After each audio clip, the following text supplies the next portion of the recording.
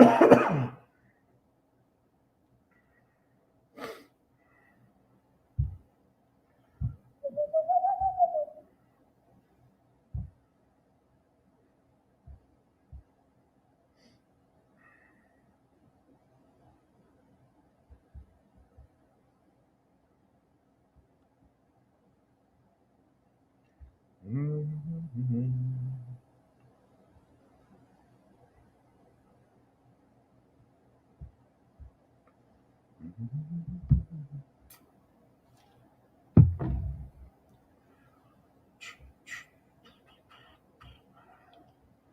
need to, man, these lights look, no, they don't look too bad, I guess. Need to open the garage. No, looks fuzzy, but it's not.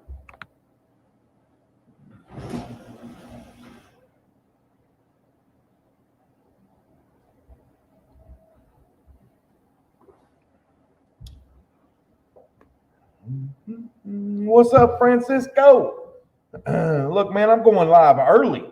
What do you think of that? Look, I'm going early. We're going to see how many people we can get in here by going live at a decent time.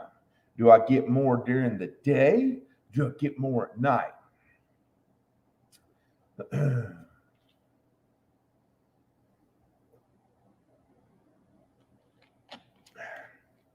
I mean, we're going to have a guest come on soon, eventually, and we're just going to talk about some crazy stuff, and then talk about some business. And everybody says, "Oh, lawn care this, lawn care is easy, lawn care anybody can do it."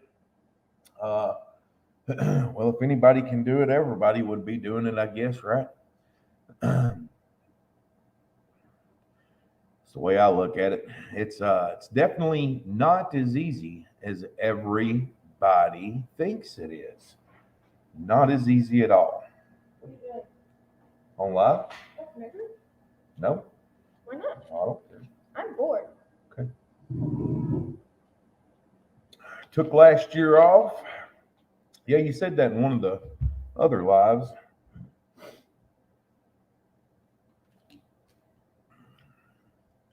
Got 6 people in here, 2 people talking. Man, I tell you what. You're very interesting. What? There's 6 people and only 2 talking. I know. We're gonna talk business. I know you got 7. We're gonna let you talk business to these people. What am I supposed to say? Because, well, you're in school, so you should be learning something. You're funny. Is what it is. What am I supposed to be learning? I don't know. But you should be learning something. There you are. Look at that. There you are. It costs money to start it, and it's not easy for sure. Started 2 years ago with a cargo carrier because I wanted to buy all my equipment with their money. There you go. There you go. It is something, though, that if anybody's looking to start their own company, or, regardless if it's pressure washing, lawn care, whatever it is, there's nothing stopping you. You can start at any time. You could have started last November before winter hit. Like it's never too early, or it's never too late to start. You can start right now. I mean, it's the dead of winter. You can still start right now. There's nothing stopping you from starting. What's up, Franco? What's up, Williams? Big Williams in here. Look at that. Yeah. 3rd year, and I am finally ready to make money. 3rd year. This will be my 6th year. And yeah, 6 years. It's crazy. It went by that quick. Like I never thought it would seemed like yesterday I just started. Seemed like yesterday she was just a baby. I'm not a big baby. Just a baby. I took everybody's wrench away, Franco. Nobody has a wrench anymore. Nobody has a wrench. You give me a wrench. James Rose, howdy. What's up, man? How you doing? I only have 20 yards. Let me tell you something, man. If your yards are priced correctly, 20 yards, still good money. Still good money. That's what a lot of people don't get. If let's say you got 20 yards at $30 a line. Let's say you lowballed every one of them. They're $30 a line. Still $600 a week for 20 lines. That is more. So you could probably do 20 lines in 2 days, 10 a day. That's spreading them out. In 2 days, you can make more than you can working a full-time job. Now, granted, you've got gas, you've got insurance costs for the month, which is only like $40. You've got your gas and your equipment, and then taxes. So, still, if you're getting 600, then hey, have at it. Now, you should be around, well, depending on how big they are. Like my minimum this year is going to be $40. $20 gets me 1,000 a week. Look at that. See, bye Franco. $20 gets me 1,000, or 20 gets me 1,000 a week. See, that's good. That's good. I mean, by the time you pay gas, taxes, and everything, you made more that week than you did working a full-time job, making $20 an hour. I mean, there's nothing wrong with that. Nothing wrong with that. And he does it in 1 day. Look at that. See? Now, in the months of September and October, I start to do it in 2 days because I am my teaching job. So, yeah, man, you don't have to. That's what a lot of people think. They look down on us because we do lawn care. But, the money's there. The potential's there. All you got to do is have the mindset to be there. I got 10 yards. I'm only 15. 4 are right by my house. I pull my trailer with my Ranger. See, there you go. 15, 10 yards.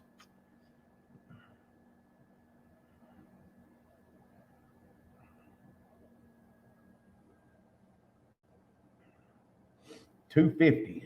How big of a property is that? Good gracious. How big of a property is that? That's what we want to know. How big is that $250 property?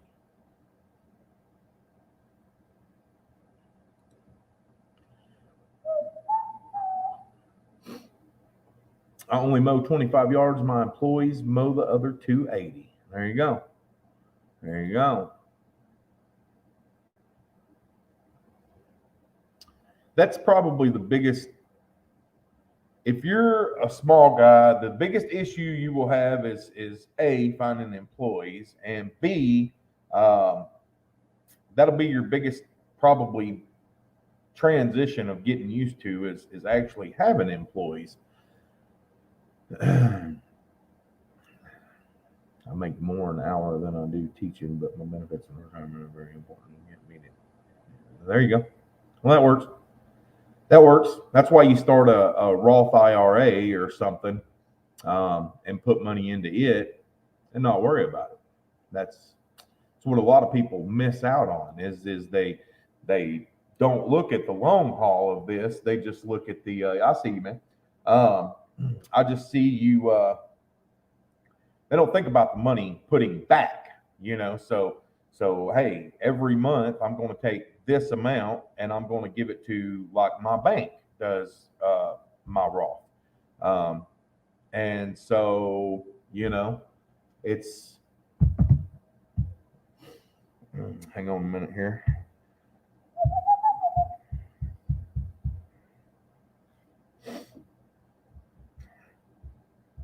My smoke. Oh, there it is.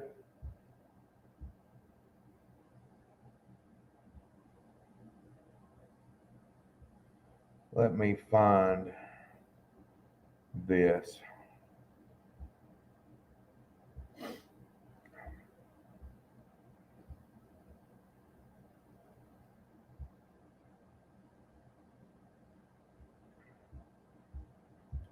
Well, we got 10 people. What? 10 people. Yeah, peace out, homie. Bye, Felicia. 2.5 acres. That's good. That's good. What's up, dude? What's up, Big South? Oh, look, another spam guy. I like spammers. Go spam somebody else. New Vision says, "What's up, people? New Vision in the house. New Vision in the house." Guy around me had 150 yards. Well, his 4 guys bailed on him, and he had to drop half of them. I know that's what I don't want to do, is go through something like that. That's what I don't want to do.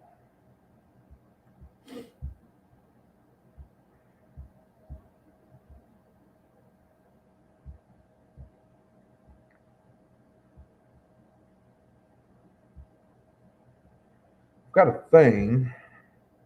I don't know what happened to it. Let me scroll for down here maybe and figure it out.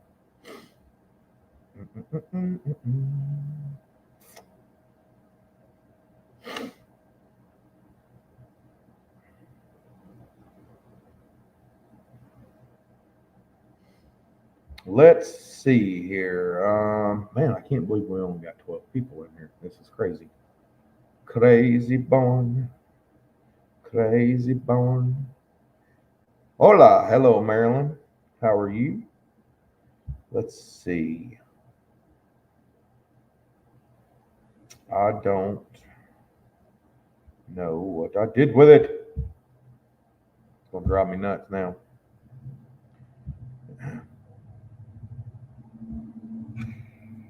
Drive me nuts. Let's look for it. Search. Oh, yeah, there we go. Search. Okay. Goodness gracious.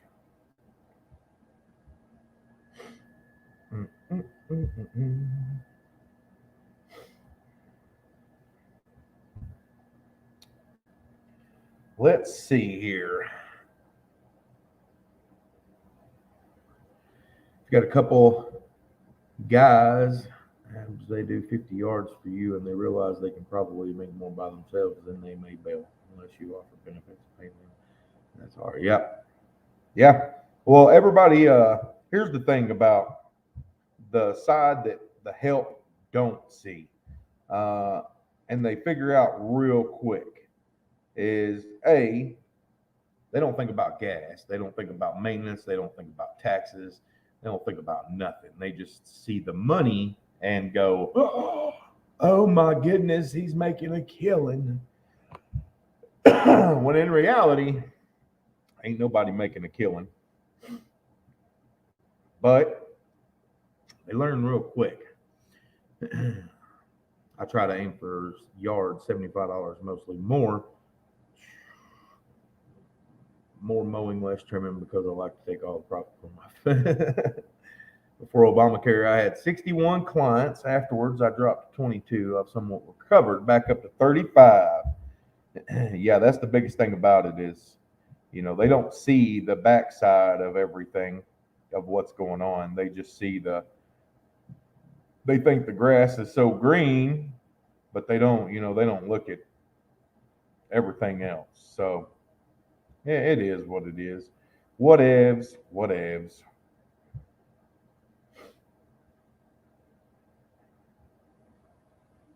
Where is this at?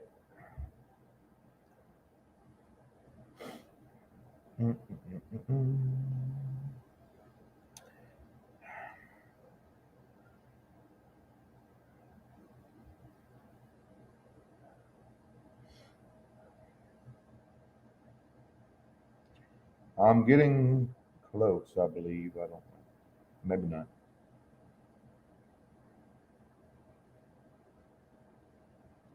Oh, yeah.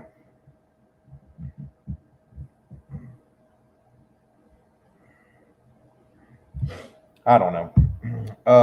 No clue. Let's catch up on some comments. 16 people in the house. Don't know who it is because nobody talks. Oh, yeah, absolutely right. Nobody going to treat your equipment better than you. Facts. 100%, 1,000 million facts right there. That's it.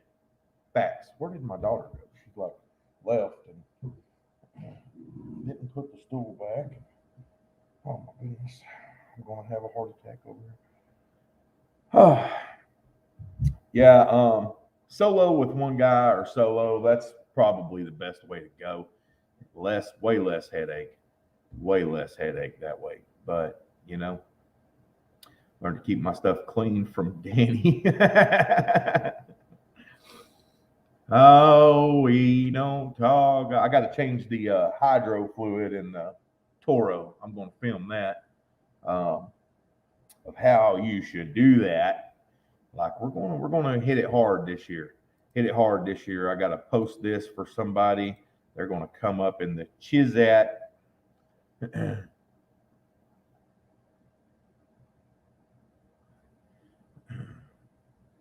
And we're gonna chat. We're gonna chat it up. Oh, hang on a minute here. Okay. Oh, yep. I knew I did it. I knew I did it. I knew I did it. Yeah, yeah, yeah. Okay. What up, Tony Newborn? Tony Newburn. Tony Newburn. Hello, Tony. Same for most mowers. Is it the same for most mowers? I don't know. I don't know. I think it's a little different for each one because it could be a different amount of how you're going to do it. Not done it on the Ferris because it's getting close. But well, I say getting close. It'll be due probably at the end of the season for sure. But yeah, it's definitely ready now. Definitely ready now on the grandstand. It's not ready. It's actually early, but I do everything early. So we're gonna pop, lock, and drop it on the thing.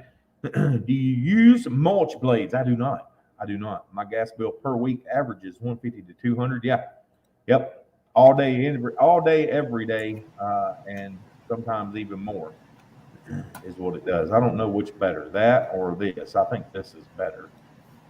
That just looks too blown out of proportion, but I don't have a clue. What it does. I don't know which better, that or this. I think this is better. You need to mute that. It looks blown out of proportion, but I don't have a clue. What it does. I don't know which better, that or this. I think this is better. You need to mute that. I was trying to get my Bluetooth connection. Sound feedback.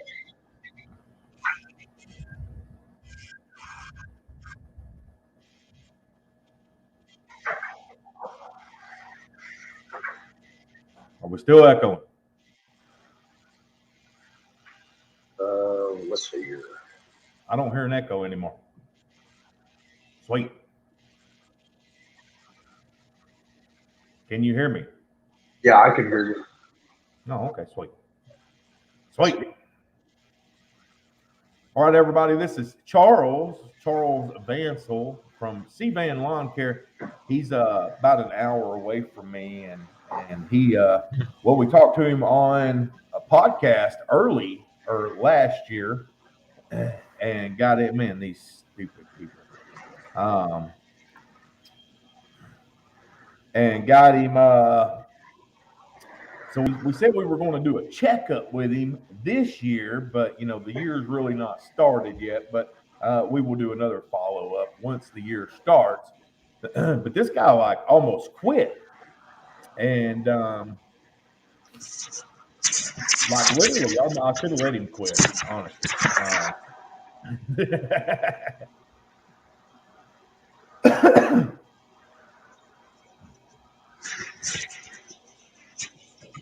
I don't know what For some reason, I'm hearing one thing in one ear, and then a few seconds later, I'm hearing it in the other. Well, you get it figured out, okay?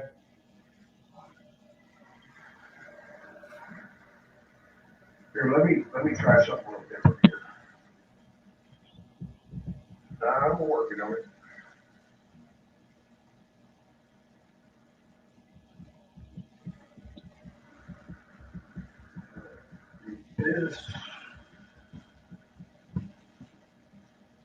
Some live action.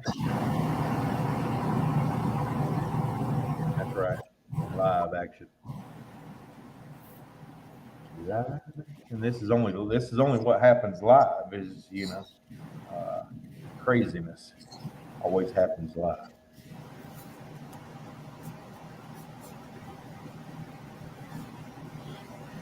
All right. Are you getting an echo? No. That sounds fabulous. Well, I actually just completely shut the Bluetooth off, so hopefully this will work. Yeah, that sounds good. All right.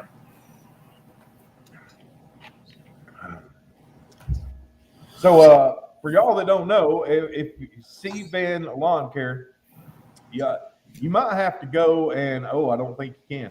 Y'all hang on a minute. Let me copy his link real quick from YouTube, and I'll post that in the comments because he started his channel this year, and he's going to be doing a lot of videos for y'all. So I am going to post his channel for you, and if y'all would go check that out, and just you don't have to subscribe if you don't want to, but check it out. See, give him a little bit of time to figure out the whole thing here of what he's doing on YouTube, and then yeah, I gotta find it now because God forbid this is the worst thing ever. It's easier for me to find it on. I don't know how I can't find it.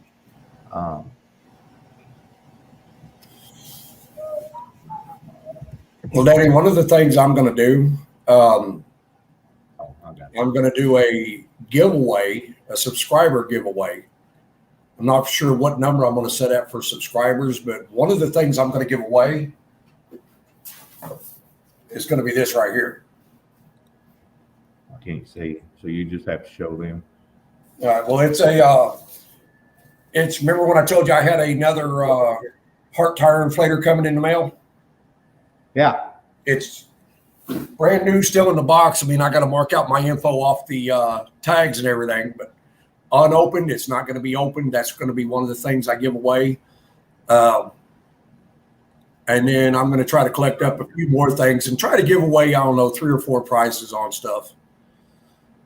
I just got to figure out what number I'm going to set at for the subscriptions. And, I mean, it's, so hopefully, make the video, when I do the video on promoting it, I'm going to make that kind of like my homepage video for my channel. And man, I'm the type of person, Benjamin, that when I buy something, I buy for the long haul, man. So, I'm going to go big or go home. I just get the 590, and that's exactly what my first chainsaw I ever purchased was the CS 590 Timberwolf, and there's literally nothing. I met him on one of Float's live streams. Did you live with Float? I don't think you've met him, Big South. I don't think he knows who Float is. Me? Yeah. Yeah, no, I mean, I've seen him talk a little in yours, but that's been it. You've never went live with anybody else. No, you're the only person I've ever been live with. Have you went and Float's live stream? Don't think so. Like I said, I think the only time I've ever seen anything with him has been when he's been in your comments and feeds and stuff.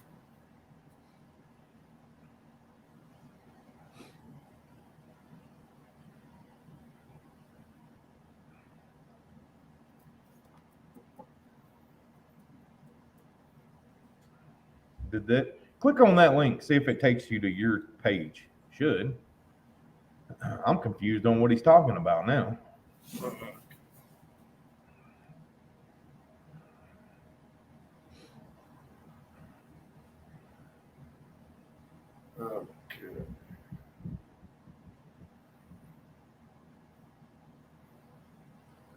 I was going to do it on my phone, but it's not showing the link. Let me comment and see if it'll update. Let's look here. Click on the channel. Yeah, it takes you to your channel. It's good. Yeah, because it's not giving me the link. Not on my phone. It does on my computer, but not on the phone. You don't see it on the comments? On the computer, I do. But on the chat on my phone, it's not showing it. No, Big South met me on your stream the last time I was on with you. That was when he subscribed. I remember that. Okay, Remember when yeah. we was on and everybody was doing the whole subscribing to everybody else's channels? Yeah. That was when he did it.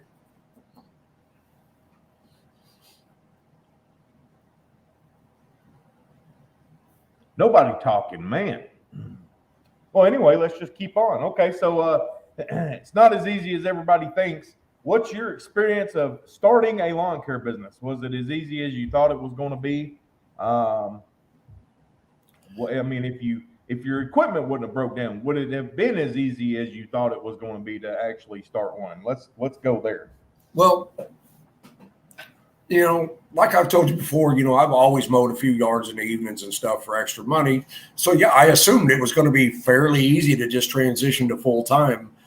But then once I started trying to do it full time 2 years ago, oh yeah, there was nothing easy about it. I mean, it was, I thought I was going to go out and mow the yards, come home, and everything was going to be good. But no, when I got home, then it was trying to figure out, track my receipts and, make sure all my customers had the receipts. And if I missed one, get it to them, staying in contact with my customers, just trying to keep track of everything. Just on the paperwork side of it, there's nothing easy about it. I mean, I was going out mowing for 10 hours a day and then spending 3, 4, 5 hours in the evening just doing the paperwork side of it, but when I started out, I had a paper receipt book. I didn't know anything about the tracking systems like yard books or any of that. I had none of that. And so, yeah, and then, it was when I was mowing a few yards an evening, just for the little extra spending money, I wasn't going through, as much wear and tear on my equipment. And then there was another headache and hassle because every time you turned around, I was sharpening blades or fixing something or buying something new. I think year before last, in that one season, I went through 2 leaf blowers and 5 weed eaters, 2 push mowers. It was definitely not as easy. And then the work itself, when you're just mowing a couple of yards in the evening, it was no big deal. But when you're out there running from one yard to the other, it is just physically draining on you. Especially by the time at the end of the day, you're just bleh. Well, up there this summer, working a couple of days a week with you, it was when we'd be in that truck on the way back to your house, it was like, man, I'm just so glad this day's over. My feet hurt. My hands hurt from the handle on that weed eater. My back hurt. Everything. More often than not, just from being out in the sun, the headache I had was usually unreal. Mm-hmm. And shoes, we ain't even gonna talk about shoes. I think you heard me cry more about my feet hurting than anybody you've ever met. Said the heat zaps you. The heat will zap you. Oh, it does. Well, if you remember, Danny, last year when I left you for a while, that heat put me in the hospital. Yeah. Yeah, he was doing his own properties and ended up having a heat stroke. Yeah, it was just it's never ending. There's nothing easy about this. The money's good. The money's awesome. But you got to be able to, one of the big things is know how to price. And, one of my big deals down here where I'm at is that $25 guy. Granted, I guess there is a place for the $25 guy, Yeah. The 2 or 3 yards a week guy. Yeah, I can see him doing that. But it makes it hard for everybody else because chances are he don't have insurance. He's not buying blades every week or sharpening blades every week. He's not doing all that.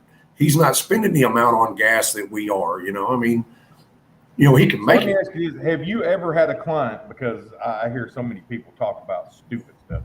Have you ever had a client ask for general liability insurance? Not a commercial business, but a actual residential client ever asked for your proof of insurance? No, I mean, I tell them I've got it, but I've never had nobody actually ask me to see it. And, I carry it with me just in case. But yeah, the only people that's ever said they needed it or wanted it was whenever I've bid on commercial properties. Right. Yeah, I've never had a client ask me for proof of insurance. And if they do, well, then that kind of throws a red. I mean, I'll answer the question, but it almost throws a red flag up to me. Yeah, it makes you wonder what they're about to file against you. Right. Yeah, which is another reason of why I always video a property the first time I ever do it. I always video the property and do a walk around. Anything that's broke, busted, anything that could come back on me, period. A hole in the vinyl, so I don't care what it is. I'm videoing everything, fence, all. And, yeah, you have to make notes of anything you see and let them know if they didn't know. So that way, I mean, everything's got to be up front, because once you start mowing their yard, if they see that, you're going to get blamed for it. Yeah, they think you did it. So that's why I video the first time, every time, before I even step foot on it, because I don't have to worry about it that way. And then I can just go back to the video and go, nope, this is before we ever cut your lawn. Here's what it looked like. One of the things about lawn care, though, especially with insurance, I mean, you got to have it. We get more BS claims filed on us than any other type of business, I think. I mean, it's like somebody's got a broken window on their car, a cracked windshield. You got your chute blocker. You did that. Blowing in, and they drive by and they see you got a sign on your truck or whatever. Next thing you know, they're filing a claim for you for the windshield that they couldn't afford to replace. People do it all the time. Yeah, my insurance is on my email already, so I can pull it right up. And I think I've got it saved in my documents in my phone. Yeah, anybody out there mowing without insurance, they're playing with dynamite. You may never get a claim filed on you, but you never know. I mean, it's a huge risk to run without insurance. Let's see here.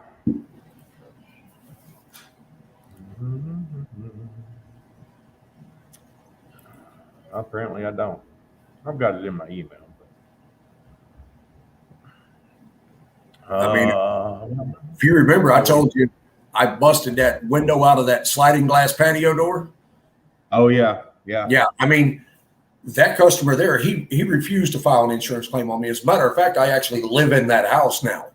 Yeah, I don't even claim insured. Like when I tell people, hey, we're fully licensed and insured, I don't say nothing. I mean, I don't go into that whole spiel of, whatever.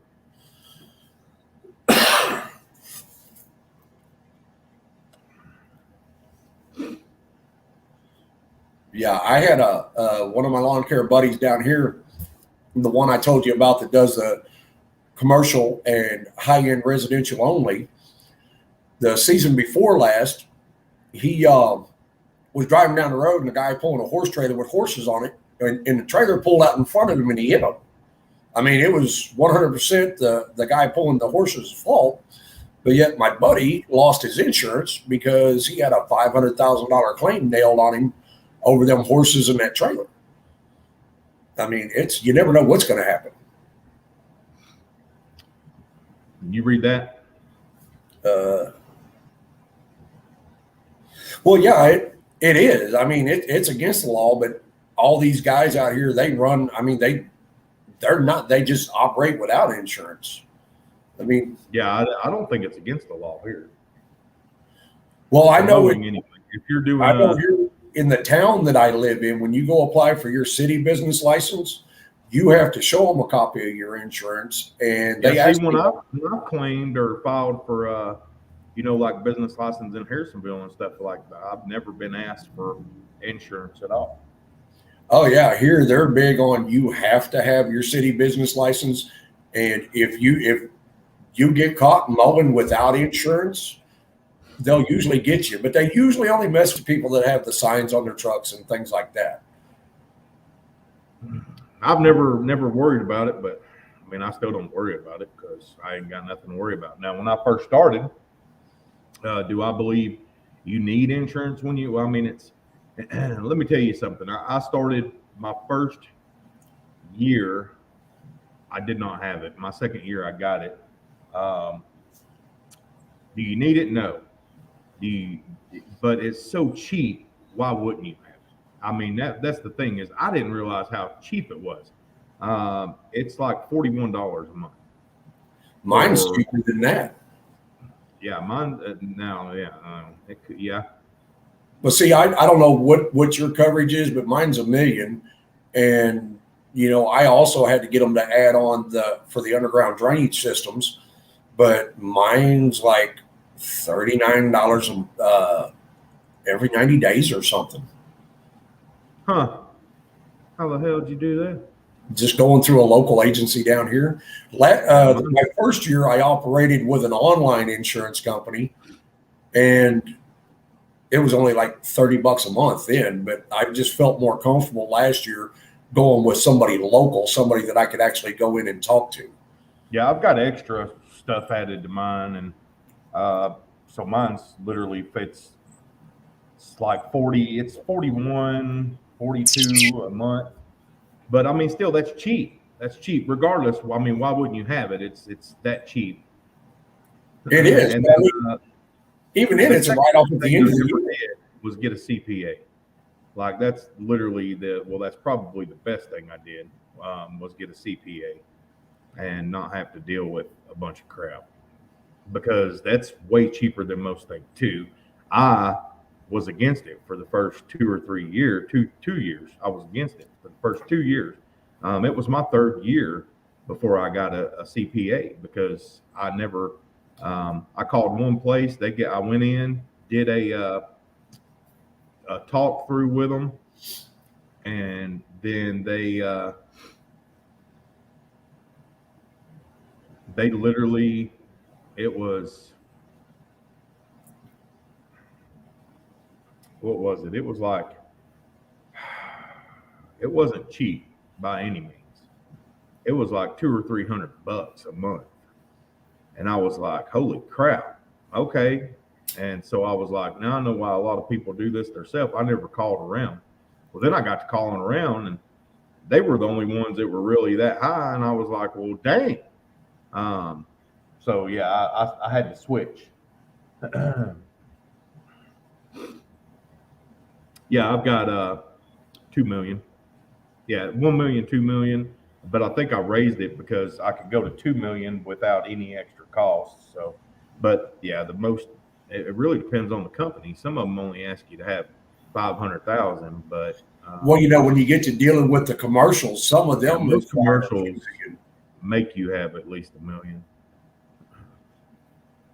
My wife is my CPA. See, that's how you save money right there.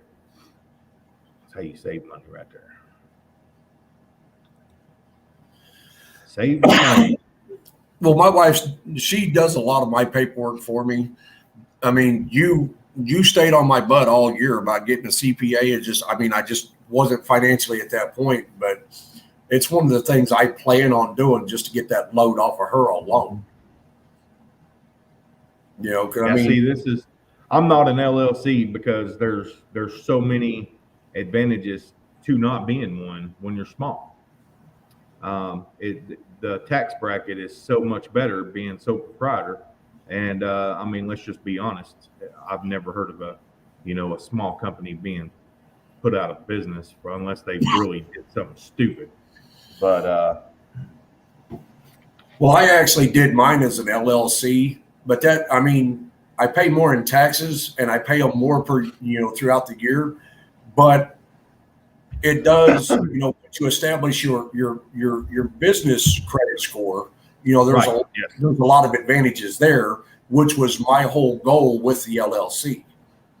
Yeah, there's quite a bit, because LLC, you got to file quarterly taxes, where when you're sole proprietor, you don't have to do that. You can file yearly. Well, as LLC for the first year, you just have to file at the end of the year, and then after that first year, it becomes quarterly. The first year, it's quarterly. Yeah. So there's a lot to it. It's literally talk to a CPA, see where your money is at, because until you get to around the $70,000, $80,000 mark, they're really most CPAs ain't going to tell you to go to a LLC until you get to that point. It's not, you make more doing it sole proprietor. But if you're truly a sole proprietor, then you've really got nothing to worry about, because then it's you. If Well, one of the other advantages, if you remember, I bought out that other lawn care company here a while back. One of the other advantages of having the LLC is, even as a sole proprietor, you got to file a DBA. Well, right. As an LLC, I can file multiple DBAs and they all will fall under that one account. I can use one bank account to deal with all of it.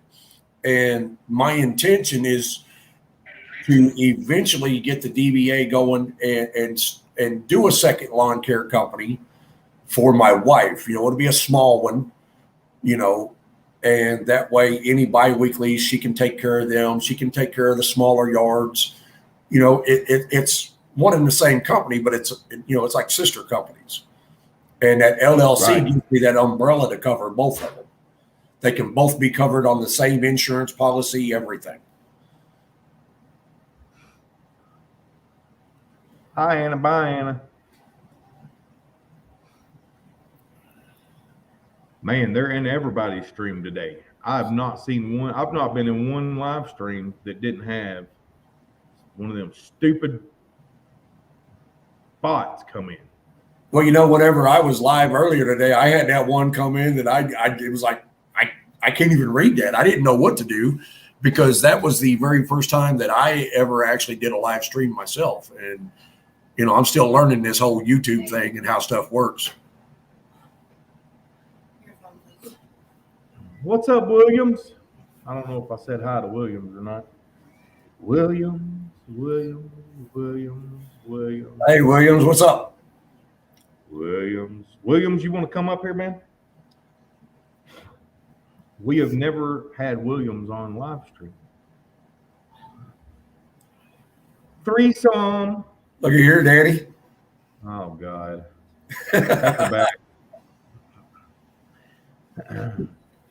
What's up? Grind Barner in the house. Grind Barner. Huh? She says she ain't talking to you no more. This guy's a millionaire. You see that big old boat he owns behind him? Yeah, I've seen his profile on YouTube, and it's like, there's no way he's mowing yards. Not having a boat like that. Daddy's not. Shane W., what's up, man? What's up? He says, Chappelle. Hello. Where's everybody at? Nobody. Yeah, I just hate when it's not easy being me, says S&T. That's right. It's not easy being anybody. It's not easy being anybody, apparently. I don't know.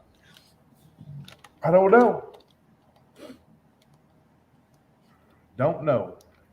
How many of the people in here actually are 100% solo in their work, with no helper or anything? There's some, but not very many.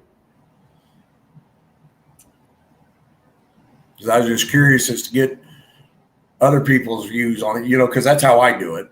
So I was just kind of curious to get other people's views on it and opinions and ideas of how they do things to maximize their time effectiveness. I'm going to tell you, if I was to do it, it would be me and one other person. And then eventually it's just going to be two of them. And I'm not going to be doing it. That's where I want to be. Sheila needs to work. David says me. Brian, OCD Barner, says him. Solo, besides the wife helping me here and there. Me changing that this year. William says me. Matt says I like solo. Big South says I am solo. There you go. Looks like the majority of the room is. It's easier to do it that way. You have way less headache. But huge shout out to all the people that can go and have crews and get the clients up to run two crews, and the two crews You really don't start making anything until you get to 3 crews, though. You can have 2 crews all day. That first crew's paying for them, and or that second crew's paying for them and the fuel and stuff, to help on the first crew. So, and then you got to get over that wall there, that wall of the second crew. Or I think the reality of the situation is, though, I mean, if you're running more than 1 crew, it don't matter how many crews you got. I mean, you're not making as much money off of them as you are just operating by yourself. I mean, because there's just the expenses are threefold. I mean, you got less overhead. Yeah, when you got all these crews out there, you've got maintenance on multiple vehicles, maintenance on multiple pieces of equipment, the fuel cost of all that, your insurance brackets change, your tax brackets change.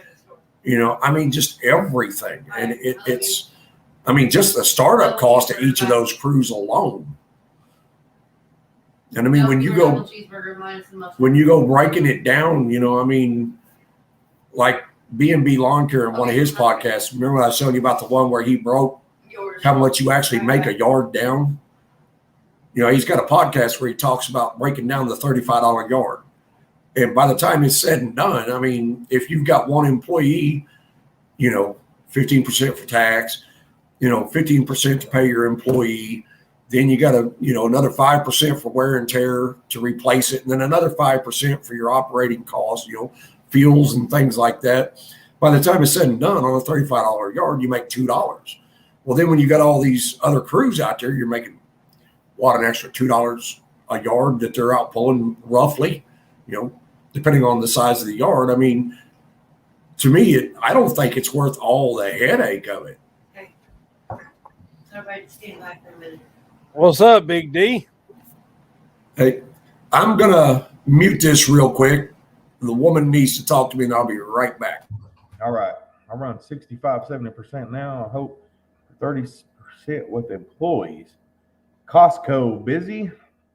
Oh, Erica, how you doing? It's only like 2 o'clock over 3 o'clock over there. Geez, must be nice. Can you hear me? I haven't been soloing over 30 years and love it. Oh, I haven't been soloing. Okay. We might have over 70 employees, but that's why you have a management forum. 70 employees. See, I never want to hear me, Danny? Yeah, barely, but yes. Okay. Turn my thing up here. Talk away. Oh, no, you were inviting people to come in, and Williams didn't come in, so I figured I'd jump in and say, hey. Yeah, I don't ever want to, some people, I look at it as this. You're as successful as you want to be. A lot of people base success off of what other people think. Yeah. And, I don't think you should base your success off of what other people think, because everybody has their own way of looking at success. Right. Me, I'm successful. I'm not, I made it past 5 years. I'm not bankrupt. I bought a new house. I've got lucky enough to buy all this equipment and pay it off at the beginning. I've only had to ever it was all to you. Mower. Everybody has their own thing of success, and to realty, it may be, having 70 employees. That's success. Right. To me, I don't ever want to be that big for one, because it seems like, regardless of management foremans and everything else, it's still going to be a headache in the long run for me. And I don't like headaches. That's why if I wanted a headache, I would have stayed working for somebody else. Well, go ahead. I used to be a truck driver, and the last 3.5 years of my career, I was an owner operator. And the one thing I found out, you were talking earlier about, having to buy gas and having to buy tires and blades and things like that. Well, when you're behind the steering wheel of that truck, and you pull it to the fuel pump and you pump it and you see how much it costs, but someone else has to pay for it, that's a whole lot different than when you have to pull that out of your pocket. Mm-hmm. And when I got started, the way I got started in this, my brother, he lived about 90 miles away from me, and his wife's grandmother passed away. Well, they found out there was 4 different wheels. I'm trying to make sure my hand's in the camera. There was 4 different wheels that they had to contend with. So they needed somebody, because it was in the beginning of the spring, they needed somebody to keep up the yard until they could get this sorted out. Well, my brother worked 6 days a week, 20 hours a day. So he didn't have time to do it. So he asked me how much I would charge. I said, dude, you're my brother. I'm not going to charge you anything. Well, they sent me a check. Well, then I started telling people, that what had happened. Well, can you do my yard? Well, no, I don't want to do yard work for a living. Well, it just kind of fell in my lap. And the thing I have found, and I've had employees. I don't know if have you ever had employees, Dan? Not a legitimate employee. No, I've had people help me like Charles did last year, but I've had them that everybody wants a paycheck, but nobody wants to work, and nobody will work as hard for your business as you do. And that's the one thing I have found out. I had a guy, and I'm not trying to put anybody down. I don't mean it that way at all. He was young. He didn't know any better. His mom, Lord bless her heart, had rescued him from every little bit of trouble he had ever gotten into as a teenager. So he didn't know how to be responsible and stand on his own 2 feet. Well, he had been working for me for 3 weeks. And when we got to the job, he took the weed eater off the rack and he just stood there and looked at the yard. And I said, dude, what are you doing? He said, well, I'm trying to figure out where to start. And I said, it don't matter where you start, you just got to get it done. And he lasted 3 weeks. I mean, he literally lasted 3 weeks. And being solo, I'm in the truck by myself. I listen to the kind of music I want to listen to. I don't have to compete with anybody. Now, I will be honest. My son Nate goes with me every now and then, especially when I've got one commercial job. It's probably 6.5 acres. And we put 2 mowers on it and get it done, rather than me doing it all by myself. But I only do that once a week. And so, that's the only help that I have. I like being solo too much. Well, one of the things about employees, I mean, it gets hard because usually you want to try to find somebody younger because they are going to be on the weed eater most of the time. Yeah. And, they see whether it's you going up to grab the money or you sending them up to grab the money, they see how much money you're picking up from each one of these properties. Mm-hmm. And the first thing running through their head is, this guy's making all this money. Why am I not getting more of this? Right. He's not paying me enough. Yeah, but they don't understand the majority of that money goes in cost. I mean, the reality of the situation, I mean, there's a lot of money and you can make a lot of money. You can profit a lot of money. But, you've got to have that money to make that money. If you don't have it, if you're not making enough to put back, you can't replace that equipment when it breaks. You can't service that equipment. And that's where the problem with these younger guys come in. And I think, when I worked with Danny this last season, I mean, That's I have exactly my own what he was business thinking. where I'm at. Why am I getting paid pennies? Yeah, I have my own business where I'm at. So it was one of them deals. I mean, I worked for him from a business owner standpoint. I didn't look as Danny as my boss. When I got out of that truck, as soon as we pulled up to the house, I was usually out of the truck, weed eater in hand and going at it, because but that's one of the advantages of having somebody working with you that has their own company, because they look at it as the owner, not the employee. Yeah. Do you have any issues when you go do a quote for somebody and you give them the price and they say, man, I can go buy my own lawnmower and do it for that? Oh, I was actually in Danny's truck. I got a call this last season. Somebody called me for a quote, and I told them, send me their address, and that I was out of town. As soon as I got back to town that afternoon, I'd come look at it. And I told them I had a minimum drop gate fee of $35. And, it was an elderly couple. In the background, all of a sudden, I hear him screaming, $35. I'm not paying over $20 to anybody to mow my yard. Mm-hmm. And it's like, okay, then you better go buy a push mower.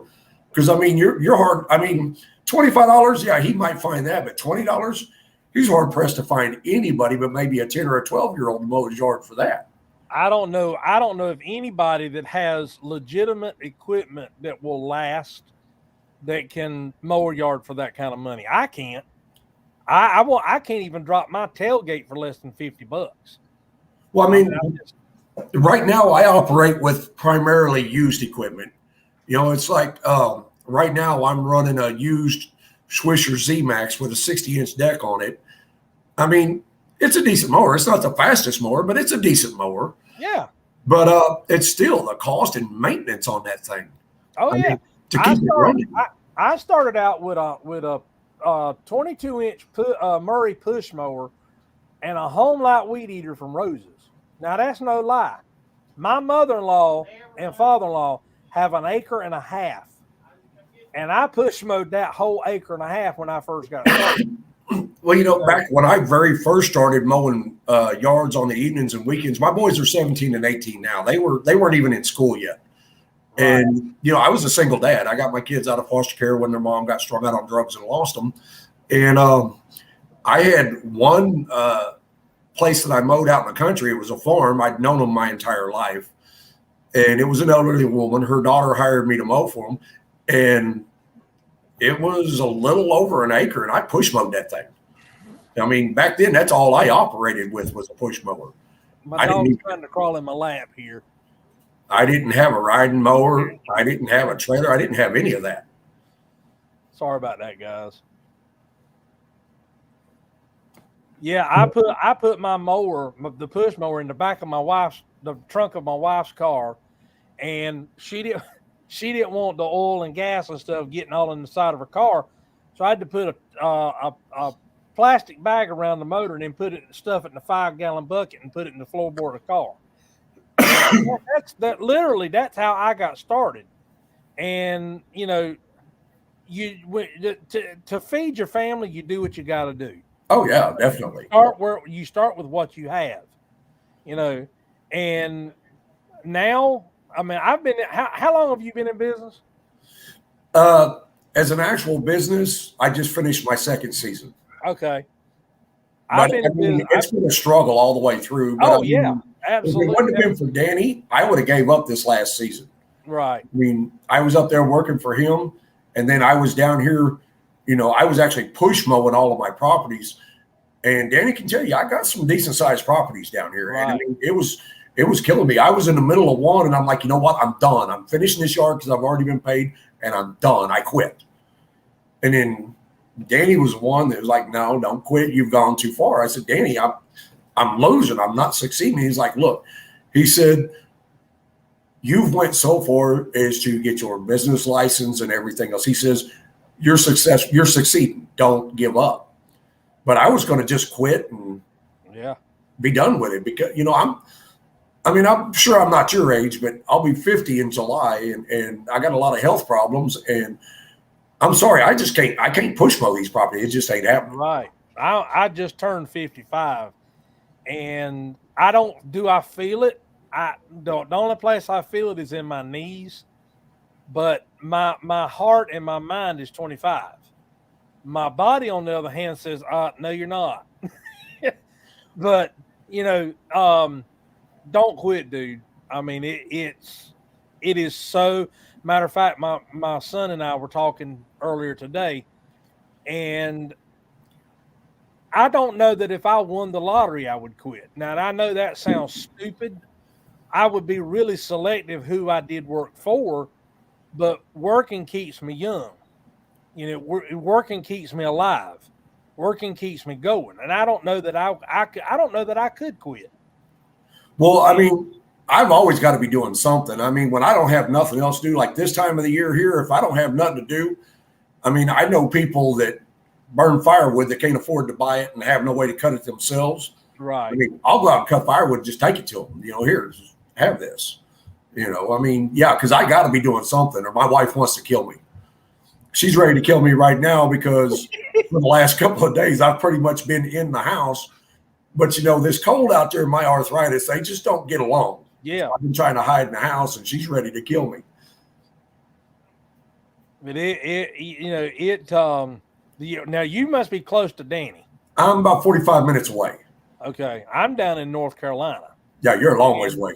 Yeah, right now it's 46 degrees. To me, that's cold. Because I'm Don't a come North to Carolina Kansas boy. City. Oh, yeah, it's in the 30s up here with real feels in the low 20s. Oh, you're in the 30s? Well, that's what it was earlier. Let me see. It's 25 right now. It says it's The high 25. for tomorrow is 17. Yeah, it says it's 25 with a real feel of 17 here. We're supposed to I get don't know snow if y'all, about tomorrow morning sometime. I don't know. I don't know if y'all have one of these. If you don't have one of these, y'all need to get one. I'm I telling don't you have right one. now, that right there is the bomb diggity. No, Is because that if one I that had goes one of those, outside? I'd want to put it right by my bed, and then I wouldn't be wanting to even get out of bed. Like, Well, is I that keep one my that the recliner. other, it's two parts, one half goes Yes. outside and that half Yes. stays. Yeah. Yeah, I wouldn't even want to get out of bed because I'd have it right by my bed so I could see That it. tells you the Yeah, wind, mile per hour, and everything. It tells you the humidity. It tells you, the moon phase. It tells you everything. My sister has one in her kitchen. And every time I would go over there, because they're a commercial client of mine, they own a building company, and I do their residents, but it's a commercial account. But every time I'd go over there, I'd comment on it. Well, my wife bought me that this past Christmas was a year ago, and I'm telling you now, I don't have to wonder what it's like outside. I look at that thing and I know exactly how to dress. I know if I need to take an extra coat with me, what the wind speed is, all that. And I'm telling you, that right there, that's one of my favorite things. And but down here in North Carolina, we don't get snow. Now, do y'all have snow on the ground, Danny? Not right No. now. We had did snow earlier. this weekend, but I mean, it was gone by the end of like a day. Yeah, we don't get snow. We get ice. We're in that. I don't know if Danny's ever told you where I'm at. I'm about 25 miles east of Fort Bragg, North Carolina. Well, I lived in Texas for 13 years. And when I very first moved down there, I mean, I'm down there in the wintertime running around in nothing but a flannel shirt. Oh, yeah. Everybody down there is bundled up in coats, and they're like, "You're not cold?" And I said, yeah, "This ain't cold. Where I'm from right now, it's in the teens or it's a few degrees below zero. This ain't cold." Right. But and down there, I lived down there by Fort Hood military base, and when it was bad weather down there, that's what it was ice. Mm-hmm. But when I moved back up here in 01, I mean, this cold killed me. I thought I was going to die. I was ready to move back to Texas. And the whole reason I left Texas is because I started getting heat stroke down there. Oh, wow. And, once you get that stuff, once you get a heat stroke, you're suffering all the time. Yeah, I've had a heat stroke. I was in my 20s, but I've been there. I want to comment on somebody's post and scroll here. Matt at MG Lawn and Landscape. He was saying that he recommends that everybody buy all their equipment before they quit their jobs. I mean, in theory, that's the way to go. But like whenever I started actually trying to do lawn care, as a business, it's just where I live at the job market here. It sucks. And I mean, we got a cheese factory and a boat factory, and we got Champion Brands oil where they repackage oil. There just is no money here. Top wages here are like $14 an hour. Right. And I had 2 teenage boys. And I mean, there was just no extra money. And I scrimped and saved and begged and borrowed and stealed to get what I had. And I mean, there was nothing about it that was pretty. I mean, I seen it like this. I get in there and I do it. I can use that money to pay for better. But yeah, I mean, not everybody has the option to buy it all before they quit their job. I mean, sometimes, I mean, lawn care is a go-to. I mean, if you got the determination, you can make money. It's like here where I live at, we got somewhere between 9,000 and 12,000 people here. Right. And I'll bet there's 50 lawn care companies here. I mean, it's cutthroat where I'm at. Yeah. But I mean, the reality of the situation is they're out there. A lot of them are out there starting these little businesses because of the income in this area. I mean, you got to drive 45 minutes to an hour to make anything more than $12, $13, $14 an hour. Yeah. So, I mean, not everybody has that chance. Would I have liked to have started that way? You're damn right I would have. I'd like to have started with a brand new truck, a brand new trailer, brand new mowers. But, you know, I mean, it's just not a reality for everybody. And just because a person can't afford that, don't mean they can't succeed in this business. Mm-hmm. When I started out, when I first bought a riding mower, I had my front yard was like an acre, and I was so tired of push mowing it, I didn't know what to do. So I was actually visiting my mom, and I left her house and I went to a friend of mine's house. And on the way there, I passed this roadside repair shop thing. He had 3 lawnmowers sitting out there. He had a push mower and 2 riding lawnmowers. Well, one of the riding lawnmowers I knew I couldn't afford. The other riding lawnmower, I thought, well, maybe.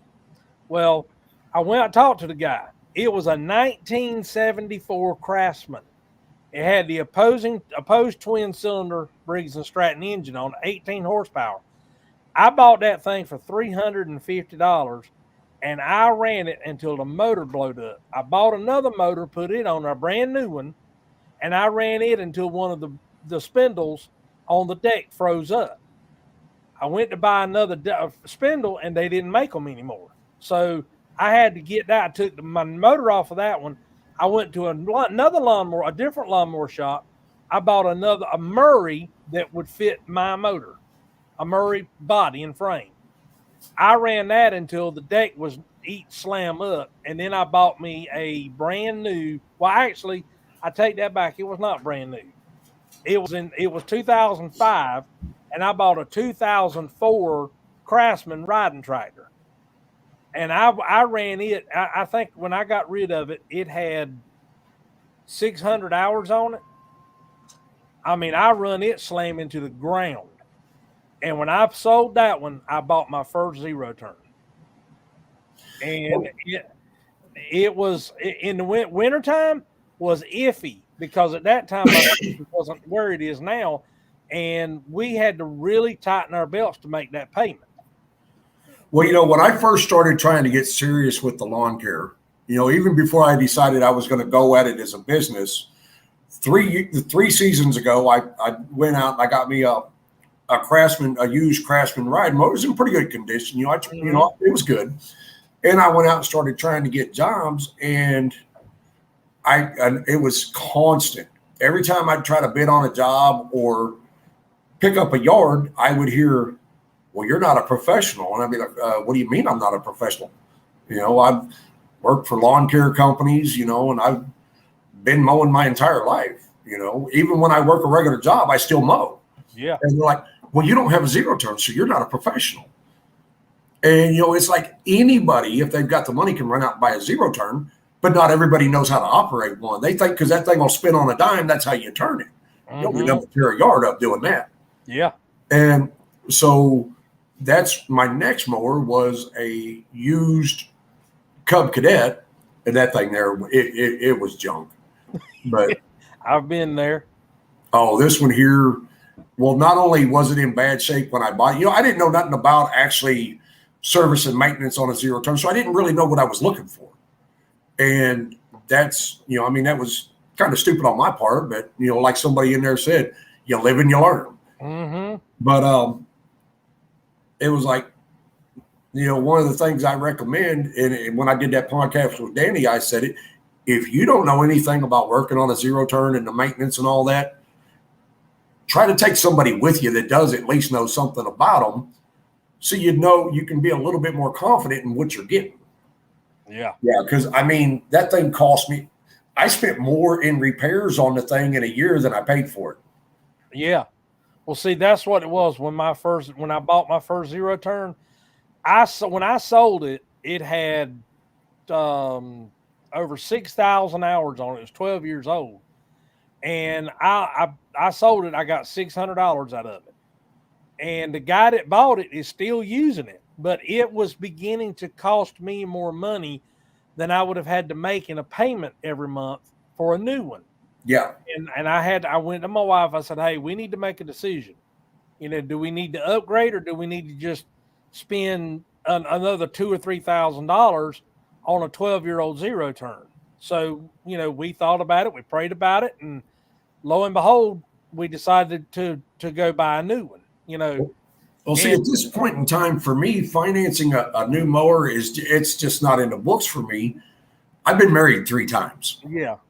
And that can tear your credit apart. Oh, yeah. So, I mean, that was one of the reasons. I don't know if you heard earlier, I was talking about, the fact that I have an actual LLC. And Yep. one of the reasons I got it was to build the credit for my business. Right. So, having an LLC, you can a lot of times get a business financing for equipment and things like that. Yeah. But, I mean, the whole successful thing, earlier this year, I was like, I'm done. I quit. I failed at this. But, when I ended this year, I actually have another small lawn care business incorporated into mine now. And I'm pretty sure I'll keep the majority, if not all, the yards that I ended the year with. So, I mean, I feel that I've now succeeded because I ended the year being a solo operator with 44 accounts. Yeah. I mean, Okay, granted, let's talk might about be- this real quick because this is what a lot of people, I hear a lot of people say this, but nobody ever takes into consideration from another point of view of why. I mean, I think this is just a crazy comment because of the simple fact of, well, I mean, anybody who's in this business automatically knows that, you're going to go in these better neighborhoods and try to get them. But this guy says, why not start a route in a more richer neighborhood? I heard other guys say the same thing, that his neighborhood, there's no money. Well, maybe you need to find work in richer neighborhoods. But what these guys don't understand is there's no rich neighborhoods where you're at, and you're an hour away from anything that could be. Well, we have a couple of well-to-do neighborhoods here, but the problem is we've got 3 lawn care companies here. The oldest one has been established for 25 years. The other 2 have been around for 15, 20 years. These are the names that all these rich people know, and that's who they go with because they've got the $150,000 truck setups. You know? I mean, so they go for image, and it's not easy for the little guy or the new guy to walk into one of these neighborhoods. Speaking of that comes down to another thing for me is I hear a lot of people say route density. Well, if you know where we live, there's no such thing as route density. Same here. It's like this town that I'm in. I told you there's like 50 companies in this town. I mean, ideally, I wouldn't leave city limits to mow a yard. Realistically, I've got 49 other companies at least to compete with, so I have to do all the surrounding towns.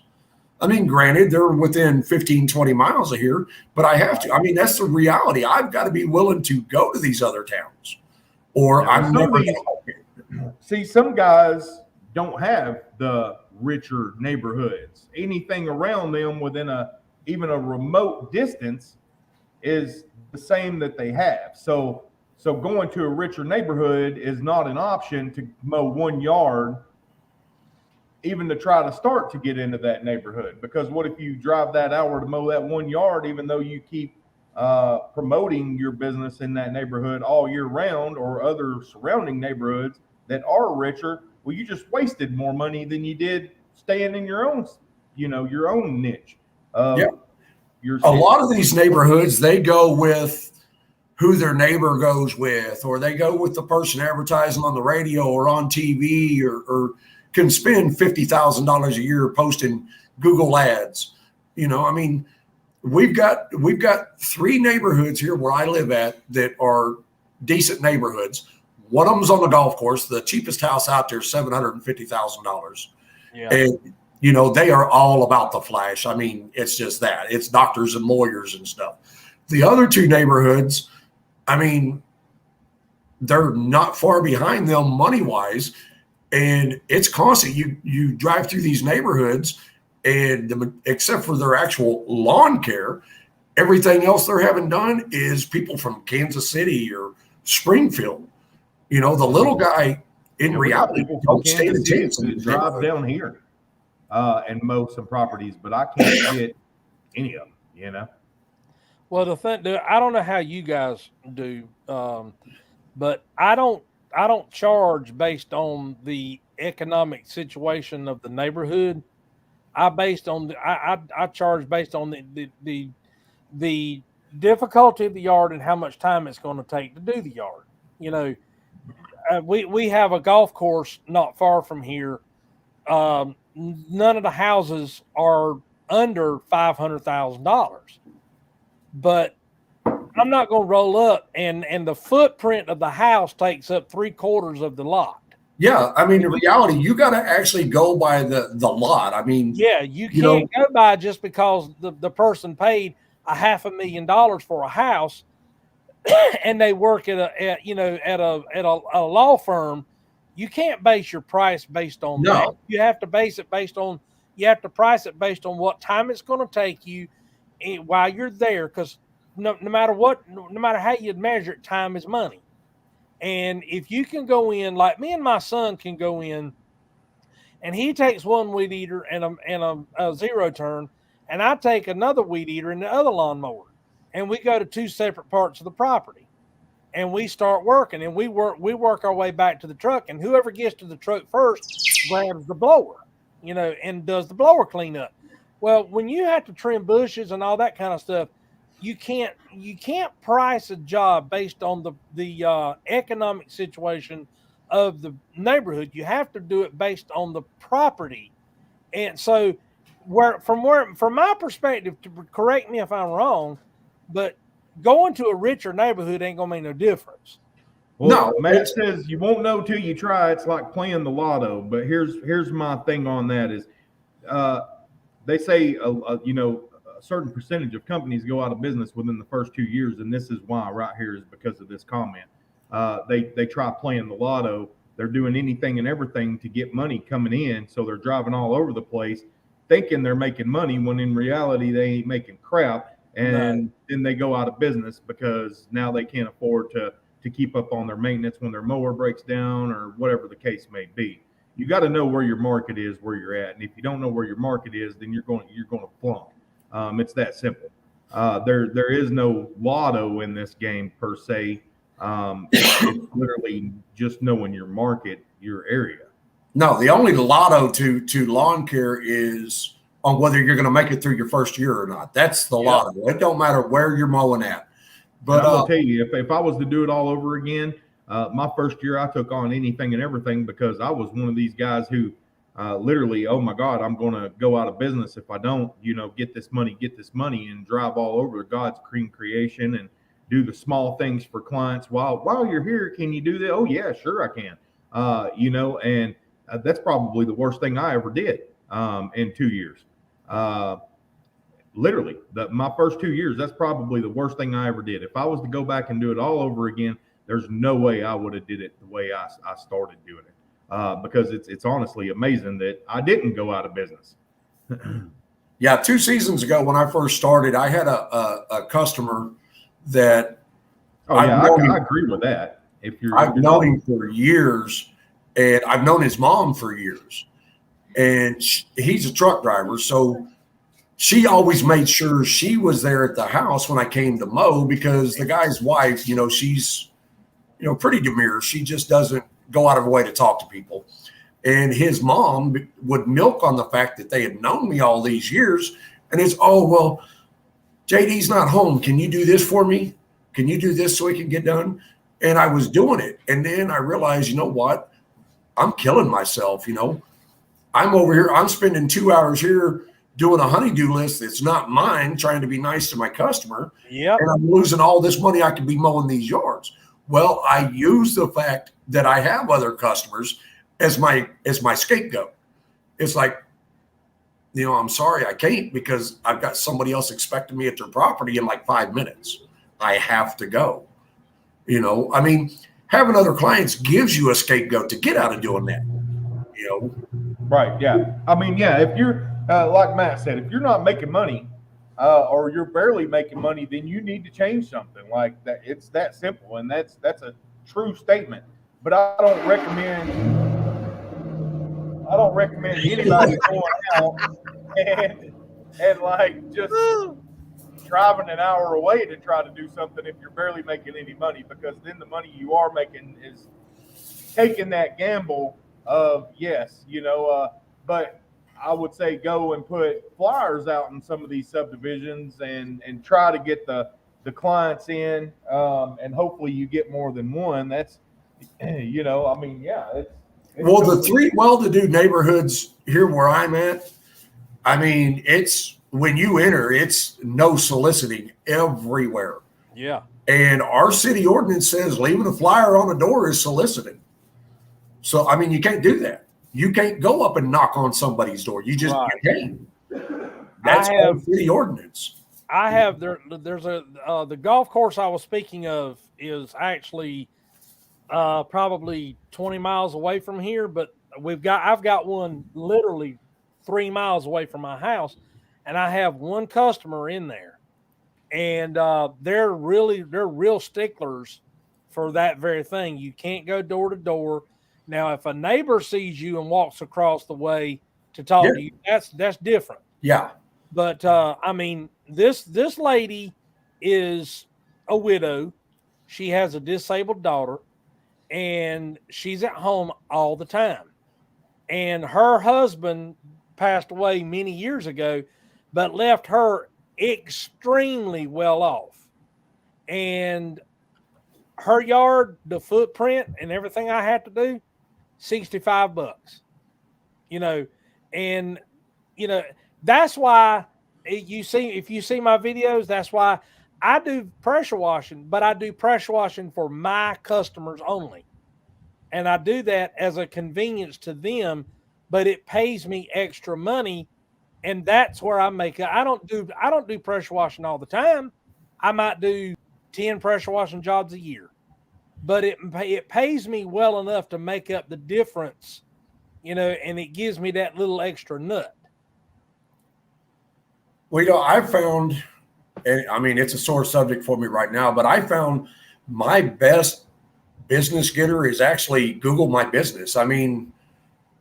If you can get the reviews and get up there, I was getting 20 calls a month off of Google My Business through the entire season. Right. And I did the business cards, I did the flyer, I did all that. But I honestly don't think I got a call one off of any of that. I got calls either because of Google My Business or because of someone seeing the quality of my work in somebody's yard.